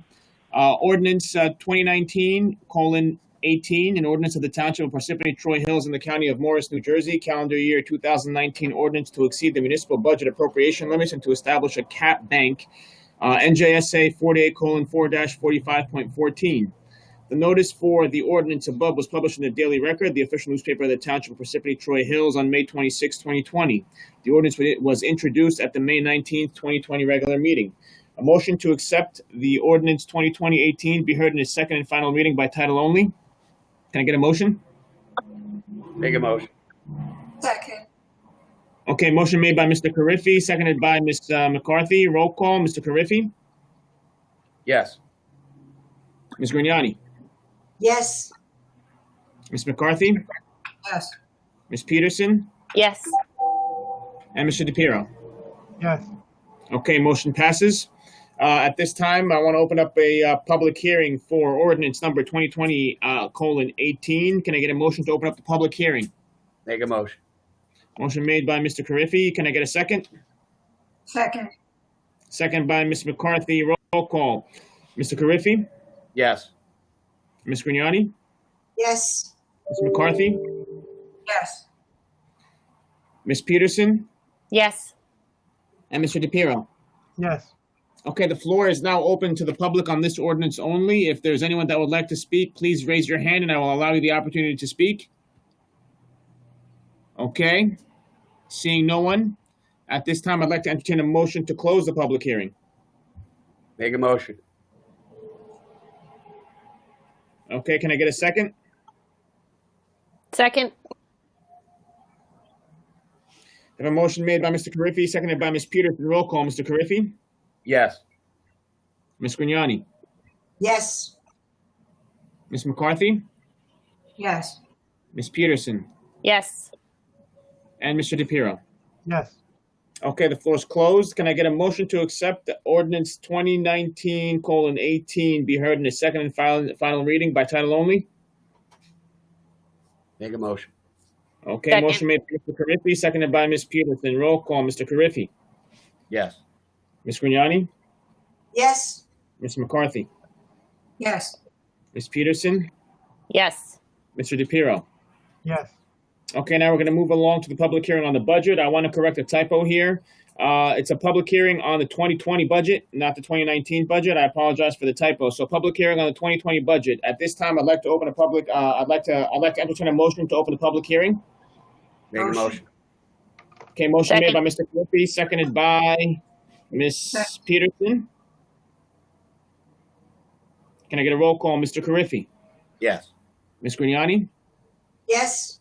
Ms. McCarthy, Yes. Ms. Peterson, Yes. Mr. DePiero? Yes. At this time, the public hearing on the budget. Do we have anyone that would like to speak on the budget? Any members of the public? Okay, I'm looking here. I do not see any hands raised. Okay, so seeing no one, at this time, I'd like to entertain a motion to close the public hearing. Make a motion. Second. Okay, motion made by Mr. Carriffy, seconded by Ms. McCarthy. Roll call, Mr. Carriffy, Yes. Ms. Grignani, Yes. Ms. McCarthy, Yes. Ms. Peterson, Yes. Mr. DePiero. Yes. Okay, the floor is closed. Moving right along. At this time, moving into resolutions for the budget. R 2020-135, resolution of the Township Council of the Township Parsippany-Troy Hills, adoption of the 2020 budget. Could I please have a motion? Motion. Second. Motion made by Ms. Peterson, seconded by Mr. Carriffy. Roll call, Mr. Carriffy. Yes. Ms. Grignani? Before I make my vote, I'd like to have a second, please. This Sure year, can. the budget has been a challenge, to say the least. Not only did we face the challenge completion of the utility surplus, but also COVID-19 heavily impacted the finances of our township. The pandemic affected our revenues, but our expenses stayed the same. We made difficult decisions to ensure that our township still retained services to our residents and to ensure that this financial impact did not affect our employees and their jobs. I am voting yes on this budget. Thank you, Ms. Grignani. Ms. McCarthy, Yes. Ms. Peterson, Yes. and Mr. DePiero. Yes. Okay, the motion passes. Moving Through right you, along. Mr. Clerk, if I may, through you, Council President, I just want to thank and echo the comments of Mayor Soriano. I want to thank the council for their cooperation As the mayor said, this was a very unique experience trying to finalize budget preparation during a pandemic, truly a historic time. But I just want to thank Council President DiPiero and all the members of the council for working with us to get this done tonight. This is truly a significant accomplishment in moving the town forward in light of these times. So I just want to thank everyone for their assistance. Thank you. Okay, thank you, Mr. Kazmark.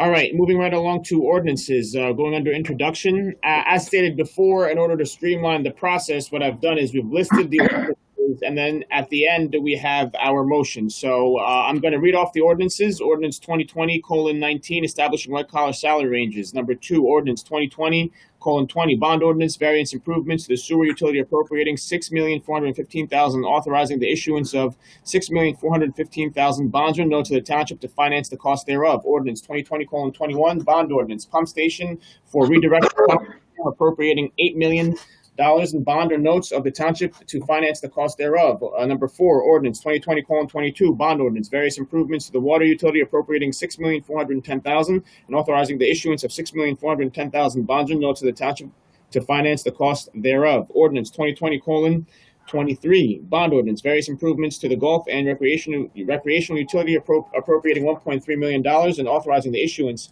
of $1.3 million in bonds or notes of the township to finance the cost thereof.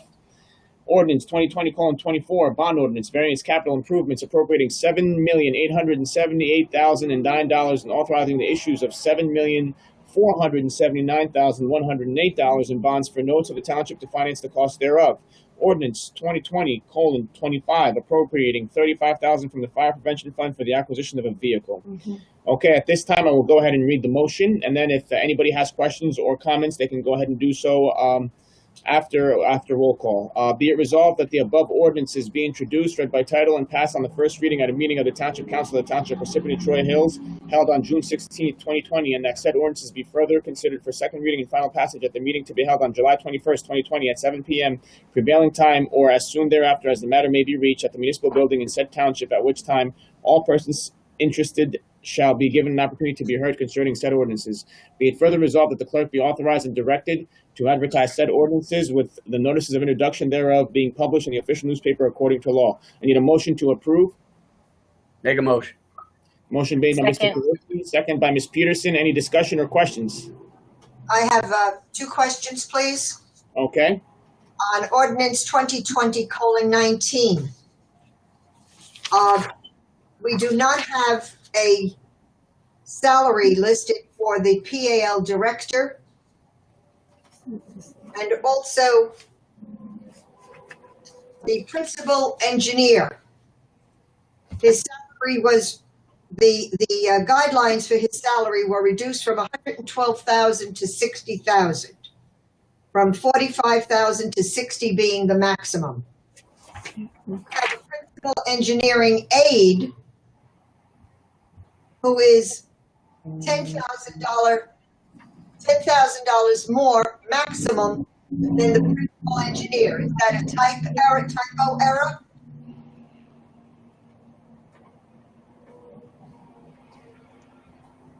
Through you, Council President, to Councilwoman Gragnani, the PAL Executive Director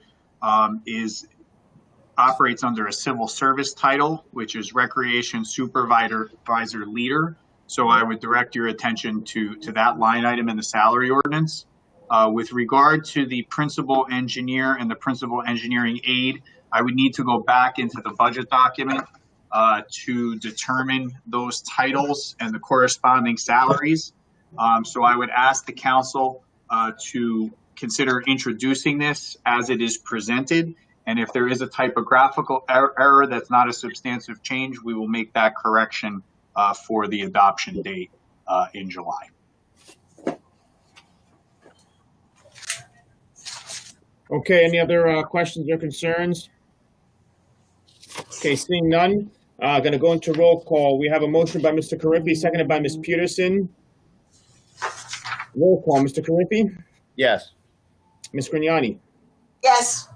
Ms. McCarthy? Yes. Ms. Peterson? Yes. Mr. DePiero? Yes. Okay, motion passes. We don't have anything under second reading or public hearing. Moving right along to the non-consent agenda. Going to go under resolutions. First resolution of 2020-132. I want to turn that over to Ms. Peterson. Thank you. Resolution of the Township Council of the Township of Parsippany-Troy Hills recognizing June as LGBT, and I'm going to add Q, Pride Month in the Township of Parsippany-Troy Hills. Whereas the Township of Parsippany-Troy Hills has a diverse population, including members of the lesbian, gay, bisexual, transgender, queer, and questioning community, and is committed to supporting visibility, dignity, and equality for all people in the community.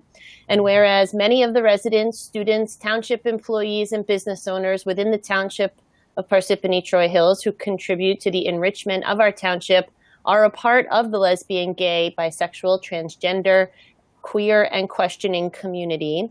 And whereas several advancements have been made with respect to equitable treatment of lesbian, gay, bisexual, transgendered, queer, and questioning Americans throughout the nation, but there continues to be opposition against members of the LGBTQ community in the United States and around the world, making it important for municipalities like Parsippany-Troy Hills to show support for our residents. And whereas the Republic of Botswana on this very day in June 11, 2019, struck down its arcane law criminalizing same-sex relations, further paving the way for equality worldwide.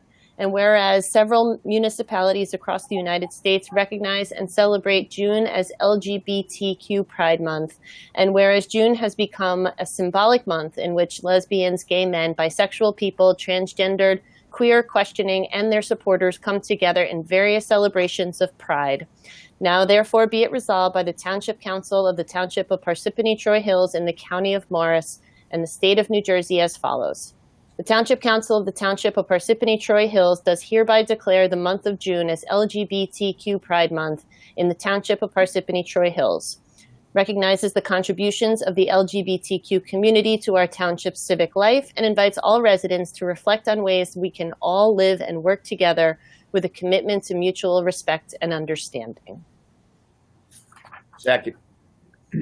Okay, motion made by Ms. Peterson, Second. seconded by Mr. Carriffy. Roll call, Mr. Carriffy, Yes. Ms. Grignani, Yes. Ms. McCarthy, Yes. Ms. Peterson, Yes. Mr. DePiero. Yes. Okay, motion passes. Resolution 2020-133, grant application and contract with NJDOT for the North Beverick Road Streetscape Improvement Project Phase 1. Need a motion to approve? Make a motion. Second. Motion made by Mr. Carriffy, seconded by Ms. Grignani. Roll call. Mr. Carriffy, Yes. Ms. Grignani, Yes. Ms. McCarthy, Yes. Ms. Peterson, Yes. Mr. DePiero. Yes. Okay, motion passes.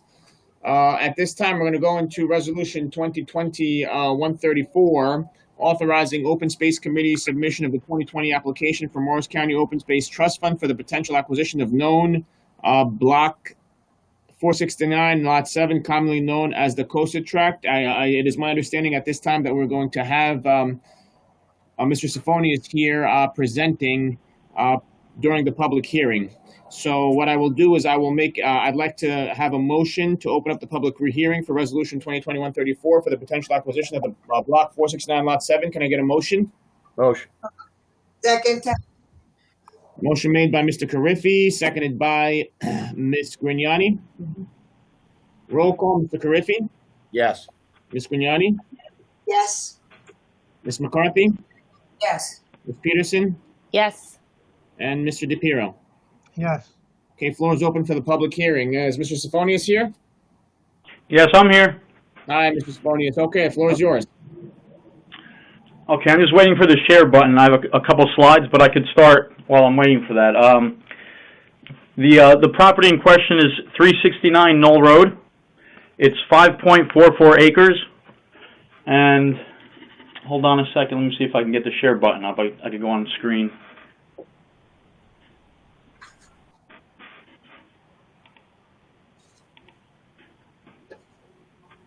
Hold on.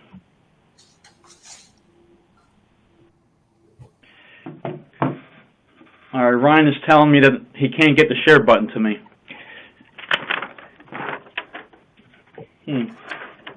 All right, I'm just going to continue.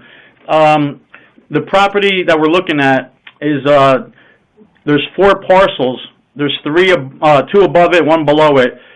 Lots 5 and 6 we own. Lot 6 is was also known as the Puzio lot. Lot 7 is right under the 6, and then Lot 8. And we own right now Lot 5, 6, and 8. And it's, you know, it's very important for the township to complete the whole acquisition that's been going on for about 20 years, to get the whole piece of the pie, in other words. We also own Lot 4, which is behind Knollwood School and the Board of Ed.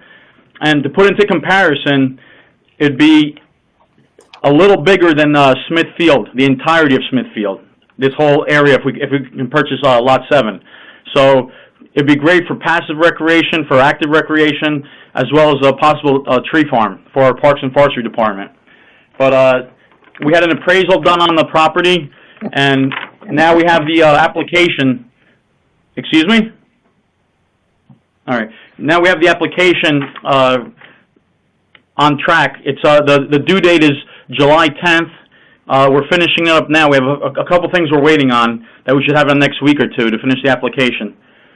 And then we're going to proceed with hopefully negotiations and getting, you know, some money from Morris County Open Space. They've invested in us as well. They're behind Lot 7, Lot 6, and Lot 8. So speaking with them, they're very, you know, for us getting this as well to finish the whole picture and unite, you know, the bottom lot with the 2 top lots.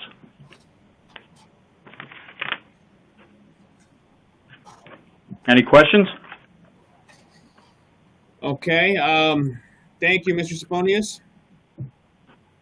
You're welcome. Any questions? Yeah, I have a question. Does this land need any remediation at all?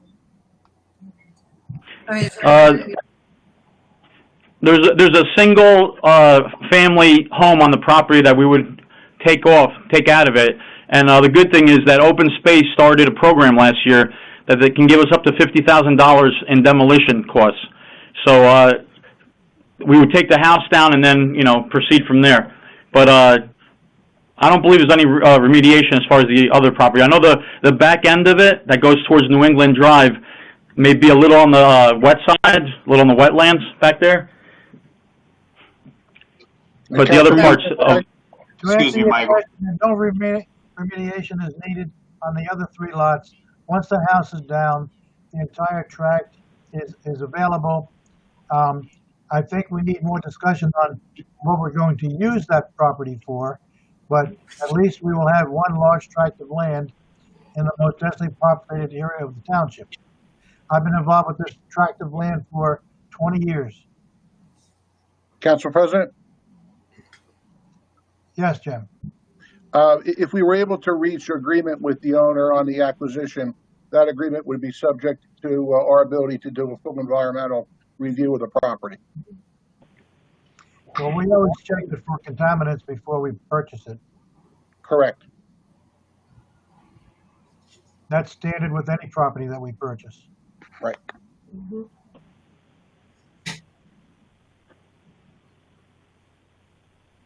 Okay. Do we have any other questions? Thank you, Michael, for your work on this. Much appreciated. Thank you. You're welcome. Okay, thank you, Michael. Appreciate it. Since we have no questions from the public, at this time, I'd like a motion to close the public hearing. Take a motion. Second. Motion made by Mr. Carriffy, seconded by Ms. Grignani. Roll call, Mr. Carriffy, Yes. Ms. Grignani, Yes. Ms. McCarthy, Yes. Ms. Peterson, Yes. Mr. Carriffy, Mr. DePiero. Yes. Okay, the floor is closed. Motion to approve the resolution. Motion. Second. Motion made by Ms. Grignani, seconded by Mr. Carriffy. Roll call, Mr. Carriffy, Yes. Ms. Grignani, Yes. Ms. Peterson, Yes. Ms. McCarthy, Yes. Mr. DePiero. Yes. Okay, the motion passes. Mr. Madden, if I may, through you, Council President, just to do a quick go back to Councilwoman Gragnani's inquiry about the salary ordinance. Loretta, I did a quick comparison of the ordinance as it was presented tonight with my budget book for each of the positions within the engineering division. All fall within the salary ranges as are listed, so the ordinance is correct. So I just wanted to be clear about that so you had confidence about your vote tonight. Okay, so the aide is maximum salary is higher than the principal engineer's salary. So the salary of the municipal engineer is $147,605, which falls into that salary range on the ordinance.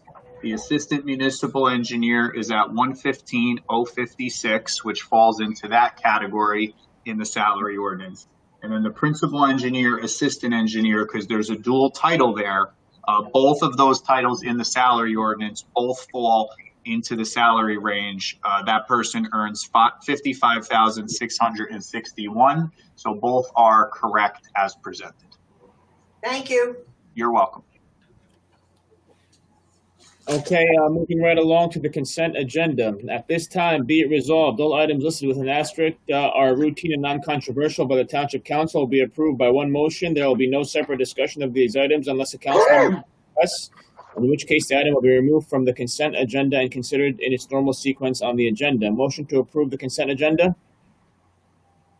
Motion. Second. Motion made by Mr. Carriffy, seconded by Ms. Peterson. Roll call, Mr. Carriffy. Yes. Ms. Grignani. Yes. Ms. McCarthy. Yes. Ms. Peterson. Yes. And Mr. DePiero. Yeah. Okay, motion passes. Moving along to approval of the payroll and bills list, CFO Ancucci recommends authorization for payment. Authorized payment of the June 26, 2020 regular miscellaneous payroll estimated at $1,650,000. And number two, payment of bills from voucher list of 7/1/2020 through 7/3/2020 is $809,861.02. Can I get a motion to approve the authorization for payment? Motion. Second. Motion made by Mr. Carriffy, seconded by Ms. Peterson. Roll call, Mr. Carriffy. Yes. Ms. Grignani? Yes. Ms. McCarthy? Yes. Ms. Peterson? Yes. Mr. DePiero? Yes. Motion passes. I have a question for Keith, since we just finished this. Keith, what steps are being taken to replace Ann Cucci? So we have had an ad out on the League of Municipalities website since approximately May 20th. The closing date for resumes is June 21st, which is upcoming.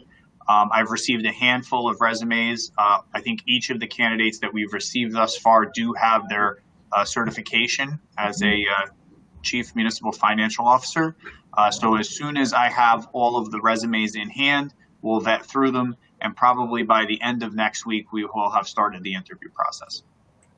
Okay, thank you. Any other questions from the council? Yes, B.A. Kazmark. May I ask who is in charge of the CFO's office, or is everyone just helping one another? So through you, Council President, to Councilwoman Gragnani, Ann has offered to stay on an hourly rate. She was previously appointed to the position, so I did run it past legal to ensure that it wasn't necessary for the council or the mayor, for that matter, to take any action.